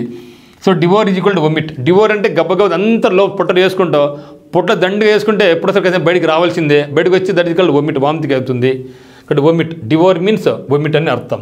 Then 31 fallible. ఫాల్స్ అంటే ఫాల్స్ గుర్తుపెట్టుకో. ఫాల్స్ అంటే తప్పు. ఫాలిబుల్ నాకేముంది? ఫాల్ ఉంది అంటే తప్పు. Able or likely to make mistakes. Able or likely to make mistakes is called fallible. Okay. Then virtues, honest, perfect, humble. ఏం చెప్పినాం? ఫాలిబుల్ అంటే తప్పు జరిగిపోయింది. వర్చ్యూస్ అంటే మంచి లక్షణాలు. ఆనెస్ట్ అంటే నిజాయితీ. హంబుల్ అంటే వినయం. పర్ఫెక్ట్ అంటే ఖచ్చితంగా. ఎందుకన్నా తప్పు అంటే మీ పర్ఫెక్ట్ అని అర్థం. కాబట్టి పరిపూర్ణమైనటువంటి అని అర్థం. దెన్ 31 ఆస్ట్రసైజ్. సో ఆస్ట్రసైజ్ అంటే బహిష్కరించు, సమాజం నుంచి వెలివేయు. రెఫ్యూజ్లో నువ్వు నా గ్రూప్ కాదు పో, బయటికి పో, నిన్ను నేను బహిష్కరిస్తున్నా పో, నా పార్టీ నుంచి బహిష్కరిస్తున్నా పో, నా గ్రూప్లో వద్దు పో అని చెప్పేదే ఆస్ట్రసైజ్. ఓకే. ఆస్ట్రసైజ్ అంటే ఏమంటే బహిష్కరించడం. రెఫ్యూజ్డ్ అలో మరి అమ్యూజ్ అవుతుందా, ఎంటర్టైన్ అవుతుందా, వెల్కమ్ అవుతుందా, హోస్ట్ అవుతుందా? వాట్ మీన్ అమ్యూజ్మెంట్ అంటే మీ amusement parks. So why for parks మన వినోదం కలిగించడానికి. సో అమ్యూజ్ అంటే అమ్యూజ్మెంట్ అంటే వినోదం. ఎంటర్టైన్ కదా, ఎంటర్టైన్మెంట్ ప్రోగ్రామ్స్ వస్తూ ఉంటాయి టీవీలలో, ఇక్కడ రెండు కూడా వినోదమే. వాటి మీద ఆస్ట్రసైజ్ బహిష్కరించడం. హోస్ట్ అంటే అతిథి. మరి వెల్కమ్ అంటే రా నా గ్రూప్లోకి రా, వచ్చేయి నా గ్రూప్లోకి అనేది వెల్కమ్. పో నా గ్రూప్ నుంచి అనేది ఆస్ట్రసైజ్. ఓకే. కాబట్టి నా గ్రూప్కి రా అంటే వెల్కమ్, పో అంటే ఆస్ట్రసైజ్.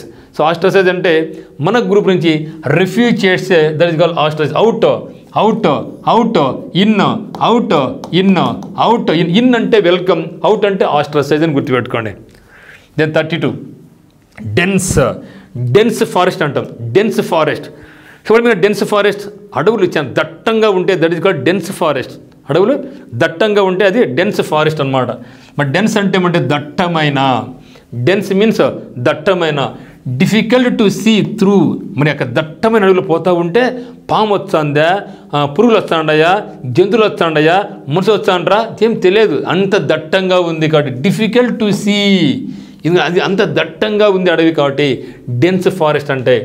మరి scars, sparse, slim, lean. Slim అంటే బా నువ్వు ఎంత స్లిమ్గా ఉన్నావురా అంటూ ఉంటారు. ఓకే, లీన్ అంటే సన్నగా ఉండడం, లీన్ అంటే సన్నగా. స్లిమ్కు లీన్ అంటే సన్నగా అంటే ఏమంటే వికారంగా అన్నది. కానీ స్లిమ్ అంటే వాడు సన్నగానే ఉంటాడు కానీ యాక్టివ్గా ఉంటాడు, హుషారుగా ఉంటే నాలాగా ఉండాలి కదా స్లిమ్ అంటే అనుకుంటున్నారా? మీరు కూడా అవుతారండి.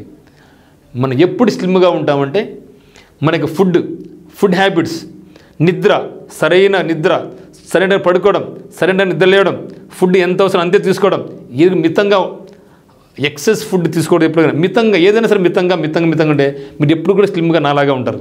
ఓకే నో స్కార్సిటీ అంటే ఏమండి? స్కార్స్ అంటే ఏమండి? కొరత ఉండడం. ఇప్పుడు డెన్స్ అంటే దట్టమైన అని అర్థం. దట్టమైన ఇక్కడ ఆన్సర్ నాకేంది? స్పేర్స్ అంటే విడిగా. ఇప్పుడు అంటున్నాం స్పేర్ పార్ట్స్ ఉన్నాయా అంటూ ఉంటాం మనం. స్పేర్ పార్ట్స్ అంటే ఏమి? కారు కావాలి అంటే టీవీ కావాలి, స్పేర్ పార్ట్స్ అక్కడొకటి అన్ని తెచ్చుకొని అసెంబ్లీ చేస్తాం.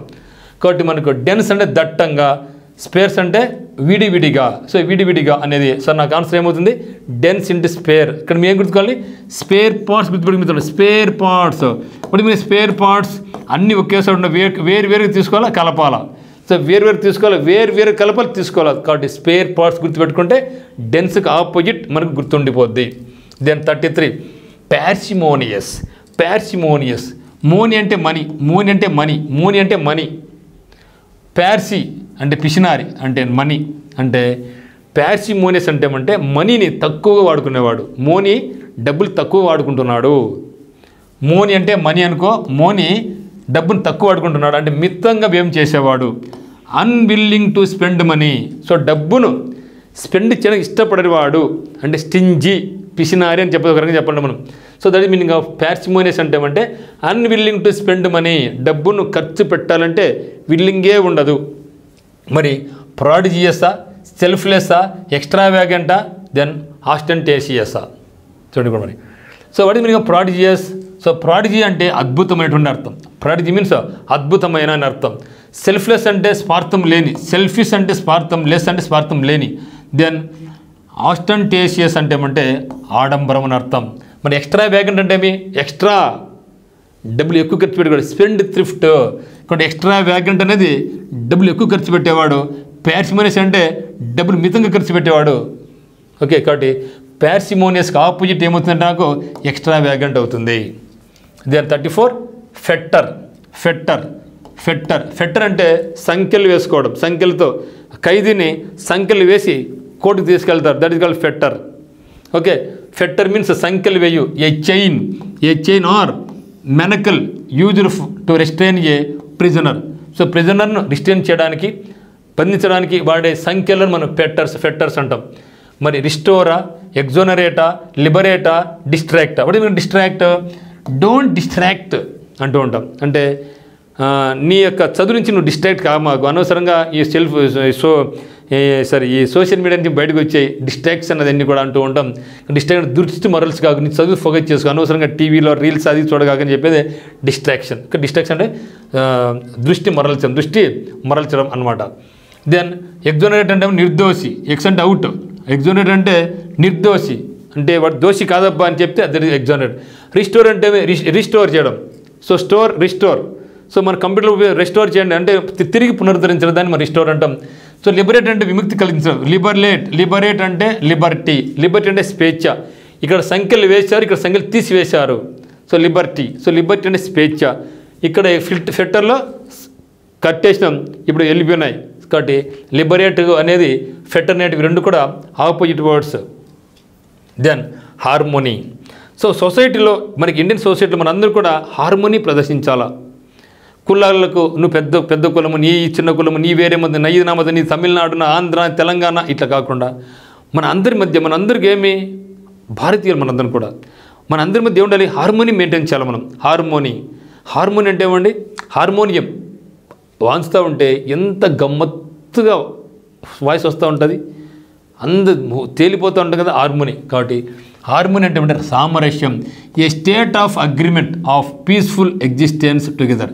సో ఒకరికొకరం పీస్ఫుల్గా ఈ యొక్క సొసైటీలో మనం నివసించాలా, ఒకరికొకరం పీస్ఫుల్గా ఈ యొక్క సొసైటీలో మనందరం నివసించాలా, సోదరభావం కలిగి ఉండాలా. So that is called harmony. So కాబట్టి స్ట్రైఫ్, క్రూయల్టీ, అనాయన్స్, మిస్చీఫ్. మరి స్ట్రైఫ్ అంటే ఏమండి? కలహించుకోవడం, అంటే ఒకరిని కొట్లాడుకోవడం. సో ఆన్సర్ అన్ని సరిపోయి. ఇక్కడ ఏమి హార్మోని అంటే ఒకరికొకరు తోడుగా ఉండాలి. హార్మోని అంటే ఒకరు తోడుగా ఉండాలి. స్ట్రైఫ్ అంటే ఒకరికొకరితో కొట్లాడుతూనే ఉండాలి ఎప్పుడు చూసినా. దట్ ఈస్ కాబట్టి ఆన్సర్ నాకు కలహం. అన్నాయన్స్ అంటే చిగా, రే డోంట్ అన్నాయి, ఎందుకు అనవసరం చిగా పెట్టిస్తున్నావు. మిస్చీఫ్ అంటే అల్లరి చేసేవాడు. దెన్ క్రూయల్టీ అంటే క్రూరత్వం కలగవాడు. Then conciliation. సో కన్సిలియేషన్ అంటే ఏమంటే కాన్ అంటే విత్ కదా, రాజీ కుదర్చడం. ఇద్దరు వ్యక్తుల మధ్య రాజీ కుదిర్చే, దట్ ఈస్ కాల్డ్ కన్సిలియేషన్. కాన్ అంటే విత్. సో క్యాన్సిల్ చేయడం, వాళ్ళిద్దరి మధ్య ఏమన్నా శత్రుత్వం ఉంటే క్యాన్సిల్ చేయడం, రాజీ. The process of ending and agreement. The process of ending and argument. ఇద్దరి మధ్య ఆర్గ్యుమెంట్ ఉంటే వారిద్దరి మధ్య ఆర్గ్యుమెంట్ వద్దురా, ఇద్దరు బాగుండండిరా అని ఇద్దరి మధ్య రాజీ చేకూరిస్తే that is called conciliation. Then డిస్ప్యూటా, ఇరిటేషనా, కన్ఫ్రంటేషనా, సెపరేషనా. ఇక్కడ చూస్తే మనకు వాటి మీద డిస్ప్యూట్ వివాదాలు. సో డిస్ప్యూట్స్ అంటే మనకు డిస్ప్యూట్స్ వస్తాయి, మనకు పంటల దగ్గర డిస్ప్యూట్స్ వస్తాయి, ఇద్దరు ఫ్రెండ్స్ మధ్య డబ్బులు కూడా డిస్ప్యూట్స్ వస్తూ ఉంటాయి. సో అవి వంటి వివాదాలు అంటాం. సో వాటి మనం వివాదాలు అంటాం. ఓకే. ఇరిటేషన్ అంటే ఏమి? చిరాకు తెప్పించడం. కాన్ఫ్రంటేషన్ అంటే ఘర్షణ పడడం, సెపరేషన్ విడగొట్టుకోవడం. కాబట్టి కన్సిలేషన్ అంటే రాజీ పడడం, డిస్ప్యూట్ వివాదం అంటే ఆపోజిట్ అవుతుంది. కాబట్టి ఆన్సర్ ఇది అవుతుంది. Then 30 myth or myth. According to Greek mythology, according to Indian mythology అంటే మన యొక్క మిత్స్ పరంగా, కొన్ని పురాణాల పరంగా అవి జరిగినవి మనకు తెలియదు, కానీ వాటి ప్రకారం అవన్నీ కూడా జరిగిన ఊహించుకుంటున్నాం అంతవరకే. కాబట్టి అపోహ, మిత్ అంటే అపోహ, పురాణం అని అర్థం. A story from past times. A story from past times, ఎప్పుడో వందల వేల సంవత్సరాల క్రితం జరిగినటువంటిది, అది జరిగిందో కూడా మనకు తెలియదు. అటువంటి వాటి మనం మిత్స్ అంటాం. మరి మిత్ అంటే ట్రూతా, ఫాల్స్హుడ్డా, ఫ్యాక్టా, స్టోరీ అంటే కథ, అది కాదు. మిత్ అంటే అపోహ, ట్రూత్ అంటే నిజం, ఫాల్స్హుడ్ అంటే అబద్ధం. సో మిత్ అంటే అపోహ, ఇదైతే కాదు. మరి ఫ్యాక్ట్, ట్రూత్, ఈ రెండు కూడా మనకు దగ్గర పదాలు ఉన్నాయి కదా. మిత్ అని చెప్పినాం, అపోహ అని చెప్పినాం. అంటే స్టోరీ ఫ్రమ్ పాస్ట్ ఎప్పుడో జరిగిందని నేను చూడలే. మరి ట్రూతా, ఫ్యాక్టా అని చూసినప్పుడు రెండు దగ్గర పదాలు కదా. అప్పుడు మనకు ఆన్సర్ ఏమవుతుందంటే ఫ్యాక్ట్. మనకి ఏదైనా సరే సోషల్ మీడియాలో ఒక వార్త వచ్చిందంటే అది నిజమో కాదు ఎవరు చెప్తారు? We have to check, fact check చేయాలి, అవును కదా. So fact check. కాబట్టి మిత్ అంటే ఫ్యాక్ట్ చెక్ అని గుర్తుపెట్టుకో. ఈ యొక్క వర్డ్ మీకు ఈజీ గుర్తుండిపోద్ది మిత్రమా. నెక్స్ట్ 38 రిలక్టెంట్లీ చాలా మంచి పదం. రిలక్టెంట్లీ అంటే అయిష్టంగా. అన్విల్లింగ్, డిస్ఇన్క్లైన్డ్. సో డిస్ఇన్క్లైన్డ్, అన్విల్లింగ్ అని అర్థం. కాబట్టి రిలక్టెంట్లీ మీన్స్ అన్విల్లింగ్, డిస్ఇన్క్లైన్ అర్థం. మరి ప్లీజింగ్లీనా, ప్లీజ్ అని అడుక్కోవడం. విల్లింగ్లీనా, వాంటెడ్గానా అంటే నీతో నీ యొక్క ఇష్టపూర్వకంగానా, హ్యాపీలీ అంటే సంతోషంగానా, సాటిస్ఫాక్టరీ అంటే మీ ఇద్దరం సంతృప్తికరంగానా, ప్లీజింగ్ అంటే ఆనందంగానా. మరి ఇక్కడ రిలక్టెంట్లీ అంటే సరే. సో రిలక్టెంట్లీ అంటే ఏమంటే డూయింగ్ సంథింగ్ అన్విల్లింగ్లీ ఆర్ హెస్టేట్లీ. అంటే నీకు ఇష్టం లేకుండా చేస్తే దట్ ఈస్ కాల్డ్ రిలక్టెంట్లీ. నీకు ఇష్టం లేకుండా చేస్తే రిలక్టెంట్లీ అంటే అన్విల్లింగ్లీ. ఓకే. మరి స్పాంటానియస్లీ అంటే ఏమంటే, సో మనం ఎక్కడ పోతూ ఉంటాం, లేదా ఏదైనా జరిగింది, సో ఒక వెహికల్ వస్తూ ఉంది, నువ్వు వెళ్తూ ఉన్నావు, దగ్గర వచ్చినప్పుడు టక్కున పక్క తిరిగిపోతావు అంతే. అంటే స్పాంటేనియస్లీ అంటే నీకు ప్రమేయం లేకుండా టక్కున. So that meaning of spontaneously అంటే something that happens naturally without prior planning or pressure. Bus ఎదురుగా వస్తుంది, నువ్వు పోతున్నావు, చూసుకోవాలి, దగ్గరకు వచ్చినావు, టక్కున దూకేసావు అంతే. అంటే నీ ప్రమేయం లేకోకుండా న్యాచురల్గానే. So that is called spontaneously. Reluctantly అంటే ఏమంటే అన్విల్లింగ్లీ డన్, ఇష్టం లేకుండా చేయడం. ఇవి నాయన బజార్ పోరు అన్నాడు, నీకు ఇష్టం లేదని పోతావు, దట్ ఈస్ కాల్డ్ రిలక్టెంట్లీ. కాబట్టి ప్లీజింగ్లీ అంటే ఆనందంగా, సాటిస్ఫాక్టరీ అంటే సంతృప్తికరంగా, విల్లింగ్లీ అంటే ఇష్టపూర్వకంగా, హ్యాపీలీ. ఇప్పుడు చెప్పండి. సో రిలక్టెంట్లీ అంటే చెప్పినాం doing something unwillingly, doing something unwillingly. ఇప్పుడు ఆన్సర్ నాకు ఏమవుతుంది? విల్లింగ్లీ అవుతుంది, ఇష్టపూర్వకంగానే అని అవుతుంది. నేను 39 మ్యూటిలేట్. సో మ్యూటిలేట్ అంటే మ్యూటిలేట్ అంటే మనకి పీడబ్ల్యూపీడి, ఫిజికల్లీ ఛాలెంజ్డ్ పీపుల్ ఉంటారు కదా, కొన్ని పార్ట్స్ వాళ్ళకి పాపం డ్యామేజ్ అయి ఉంటాయి. ఓకే, ఇక్కడ అవయవాలను తొలగించడం అని మీని కూడా మనం ఉపయోగిస్తాం మ్యూటిలేట్ అంటే. సో మ్యూటిలేట్ అంటే to damage somebody's body, okay, often by cutting off parts. Okay, యాక్సిడెంట్లో కానీ ఇంకొక రంగా కానీ బాడీలో కొన్ని పార్ట్స్ కట్ అయిపోయి ఉంటే దాన్ని ఏమంటాం మనం? మ్యూటిలేట్ అంటాం. వికలాంగుడు అని కూడా అంటాం. మరి ఇప్పుడు నాకు ఇన్స్ట్రక్ట్ అవుతుందా, ఇండక్ట్ అవుతుందా, కండక్ట్ అవుతుందా, మెండ్ అవుతుందా? బట్ ఇప్పుడు ఇన్స్ట్రక్టర్ అంటే ఎవరు? బోధించేవాళ్ళు. ఇప్పుడు నేను కూడా ఒక గుడ్ ఇన్స్ట్రక్టర్. మీరు ఇట్లా అంటే మీరు ఇట్లా చేయండి, అట్లా చదవండి, ఇట్లా చేయండి చెప్తాను. ఎందుకంటే నేను ఇక్కడ ఎక్స్పీరియన్స్ నాకు అక్కడ ఉంది కాబట్టి I have to instruct. Instruct అంటే బోధించడం. ఇండక్ట్ అంటే ప్రేరేపించడం. ఇండక్షన్ స్టవ్ అని కూడా అంటాం. ఇండక్షన్ స్టవ్ ఏం చేయాలి? అగ్గి పెడతాను, ప్రేరేపిస్తుండాలా, ఇండక్ట్. దెన్ కండక్ట్ అంటే ప్రవర్తన. So study and conduct certificate అంటూ ఉంటారు. మీరు 10th క్లాస్లో కానీ ఇంటర్మీడియట్లో కానీ స్టడీతో పాటుగా మనకి ఏమిస్తారు? Conduct certificate. అప్పుడు ఏం చెప్తారు? కాండక్ట్ సర్టిఫికేట్లో సాటిస్ఫాక్టరీ, గుడ్, వెరీ గుడ్ పూరిస్తూ ఉంటారు. So that is called conduct అని. మీకు ప్రవర్తన ఈ విధంగా ఉంది. మెన్ అంటే సరిదిద్దడం. సో మెన్ అంటే సరిదిద్దడం. సో ఆన్సర్ ఇక్కడ మిడ్లెట్ అంటే ఏమండి? తొలగించడం. సో మెన్ అంటే దాన్ని సరిదిద్దడం. Then 40 lament. సో లామెంట్ అంటే ఏడవడం, విలపించడం. Grief to feel or show or express grief, sorrow or regret. So that is meaning of lament. మరి రీజాయిసా, కంప్లైనా, రిజువనేటా, క్రయ్యా. చూస్తే ఇక్కడ రీజాయిస్ అంటే ఏమంటే ఆనందం, జాయ్, రీజాయ్, అబ్బా ఎంత ఆనందమో, రీజాయిస్. లామెంట్ అంటే ఏడవడం, బాధపడడం. అక్కడ ఆన్సర్ తెలిపింది కూడా. లామెంట్ అంటే ఏడవడం, రీజాయిస్ అంటే సుఖంగా. దెన్ కంప్లైంట్ ఏం ఫిర్యాదు చేయడం. ఎప్పుడు కంప్లైంట్ ఇస్తూనే ఉంటావు. సో కంప్లైన్ బై వేరే కంప్లైన్, అది కంప్లాన్, ఇది కంప్లైన్. సో రిజ్యువనేట్ అంటే ఏమంటే పునరుజ్జీవనం. రీ అంటే అగైన్. సో పునరుజ్జీవనం. క్రై అంటే ఏడవడం. కాబట్టి lament means rejoice. Then 41 then parochial అంటే ఏమంటే పెరాచియల్. ఓకే, సో పెరాచియల్ అంటే ఏమంటే only concerned with small issues that happen in your local area. అంటే మీ లోకల్లో జరిగే చిన్న విషయాలు మనం ఏమంటాం? పెరోచియల్ అంటాం. చిన్న, ఇరుకైన, ట్రివియల్ మ్యాటర్ అంటే మీ నథింగ్, దానికి ఇంపార్టెన్స్ ఇవ్వాల్సిన అవసరం లేదని చెప్పేది trivial matters. So don't give that much priority for trivial matters. Okay, మరి న్యారోనా, గ్లోబలా, ఇంటర్నేషనలా, వరల్డ్ వైడా? సో న్యారో అంటే అయ్యే ప్రసక్తి. ఎందుకంటే న్యారోకి పెరోచియల్ అనేది ఏమవుతుందంటే సేమ్ సినోనిమ్ అవుతుంది. ఇప్పుడు గ్లోబల్ అంటే ఏమి? విశ్వవ్యాప్తంగా. ఇంటర్నేషనల్ అంటే అంతర్జాతీయంగా, వరల్డ్ అంటే ప్రపంచవ్యాప్తంగా. అబ్బా, ఈ మూడు కూడా ఇంటర్నేషనల్ అనే కరెక్టే, వరల్డ్ వైడ్ అనే కరెక్టే, గ్లోబల్ అనే కరెక్టే. ఇట్లా చేసి ఎట్లా అండి? దీనికి అడగాల్సిన విధానం ఏంటంటే what is the synonym of parochial అంటే అప్పుడు న్యారో చెప్తా. కానీ ఇక్కడేమో what is the antonym of అని చెప్పేసి ఇంటర్నేషనల్ అనే సమాన పదమే, వరల్డ్ వైడ్ అయినా సమానమైన పదమే, గ్లోబల్ కూడా సమానమైన పదమే. ఇప్పుడు ఏం చేయలేం. సో అంటే అప్పుడు వచ్చినప్పుడు ఇంటర్నేషనల్ పక్కన పెట్టుకోవచ్చు, కొంచెం పక్కన పెట్టేసి దాన్ని. ఇప్పుడు గ్లోబల్, వరల్డ్ వైడ్.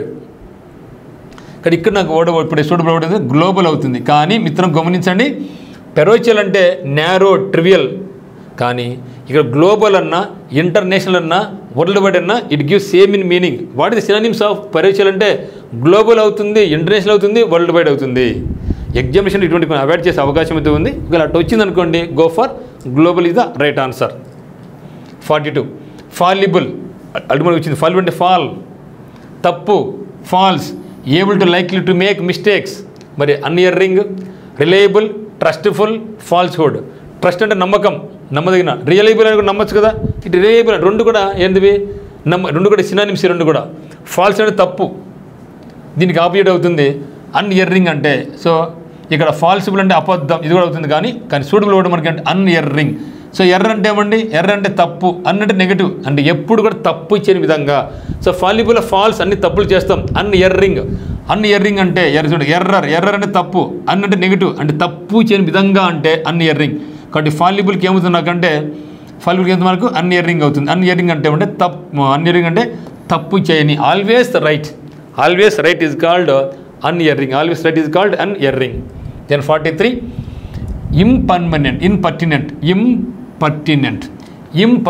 ఇంపర్టినెంట్ అంటే రూడ్, అసంబద్ధమైన అర్థం, అసంబద్ధమైన. ఇంపర్టినెంట్ అంటే రూడ్, డిస్రెస్పెక్ట్, ఇంపొలైట్. పొలైట్ అంటే గౌరవించడం, ఇంపొలైట్ అంటే గౌరవం లేనటువంటి, రెస్పెక్ట్ అంటే డిస్రెస్పెక్ట్. రూడ్ అంటే బిహేవ్, రూడ్ అంటే చాలా క్రూరంగా ప్రవర్తించి, దట్ ఈజ్ కాల్డ్ రూడ్ అనమాట. అంటే ఇక్కడ అసంబద్ధం అంటే not showing respect to somebody or rude. So that is called impertinent. కాబట్టి ఇంపర్టినెంట్ అంటే ఏమంటే something that is not suitable or relevant. Appropriate meaning అంటే కరెక్ట్గా సూటబుల్ అయ్యేది. సో మనకు చెప్తుంటారు అనమాట, కింద ఒక సెంటెన్స్ ఉంది, ఒక దాంట్లో ఖాళీ ఉంది, ఆ ఖాళీలో ఏది suitable word, choose the appropriate word of the following statement to fill the statement అంటూ ఉంటాడు. సో అప్రాప్రియేట్ అంటే ఖచ్చితంగా అక్కడ ఫిట్ అయ్యేది, సూటబుల్ అయ్యేది. That is suitable or fitting for a particular purpose is called appropriate. కాబట్టి ఇంపర్టినెంట్ అంటే ఏమంటే రూడ్, డిస్రెస్పెక్ట్, ఇంపొలైట్ అని అర్థం.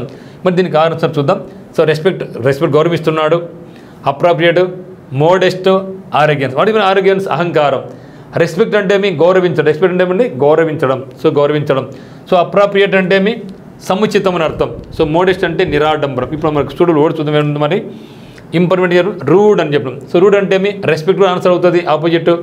అప్రాప్రియేట్ ఇక్కడ నాకు రెండు ఉంది చూడండి. ఇంపర్మెంట్ అంటే something that is not suitable. So not suitable ఉన్నప్పుడు నాకు ఆన్సర్ అయితే రెస్పెక్ట్ఫుల్ కూడా మీనింగే, సో అప్రాప్రియేట్గా అవుతుంది. కానీ ఇక్కడ సూటబుల్ కూడా నాకు అప్రాప్రియేట్గా తీసుకోవడం జరుగుతుంది. అంటే ఇవి రేర్గా వస్తాయి ఇటువంటివి, చాలా జాగ్రత్తగా మనం స్టెప్ తీసుకోవాలి ఉంటుంది. దెన్ 44 రఫ్ అంటే వాడు రఫ్ నేలరా అంటాడు. రఫ్ అంటే వాడు కఠినాత్ముడు రా అని అర్థం. రఫ్ పేపర్స్ తీసుకుంటాం. సో మంచి పేపర్ అయితే స్మూత్గా రాస్తారు, రఫ్ పేపర్ కఠినంగా ఉంటుంది, రాయాలంటే ఇబ్బందికరంగా ఉంటుంది. కాబట్టి రఫ్ అంటే కఠినమైన అని అర్థం. రిఫైన్డా, స్మూతా, చామింగా, పొలైటా. సో రఫ్ అంటే కఠినంగా, రఫ్ అంటే ఏమంటే కఠినంగా అని అర్థం. అప్పుడు నాకు రిఫైన్డ్ అంటే శుద్ధి చేసింది, స్మూత్గా, కాబట్టి స్మూత్. రఫర్స్ అంటే స్మూత్ అంటాం. Then ratification. So very excellent word ratification. So ratification అంటే approval, return approval is called ratification. రిటర్న్గా అప్రూవ్ చేసే దానికి రాటిఫికేషన్, ధృవీకరించడం. సో రాటిఫికేషన్ అంటే ధృవీకరించడం.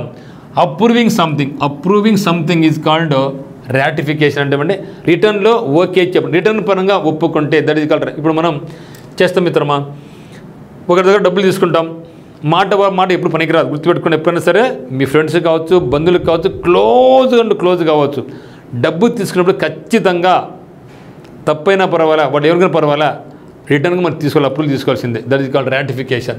So disapproval, agreeable, disturbing, denial అంటే కాదను. సో డినైల్ అంటే తిరస్కరించడం, డిస్టర్బ్ అంటే క్లవర్ పెట్టడం, డిస్అగ్రియబుల్ అంటే అంగీకరించని.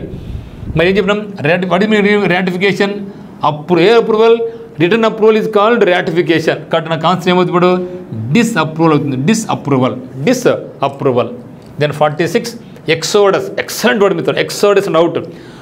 ఒక యుద్ధం జరిగినప్పుడు ఆ యొక్క బార్డర్లో ఉన్న వాళ్ళు ఒక గుంపులుగా ఆ ఊర్లు అన్నీ మొత్తం ఖాళీ చేసి బయటికి వెళ్ళిపోతారు, ఎక్కడన్నా సేఫ్ ఉన్న చోట. So that is the meaning of exodus.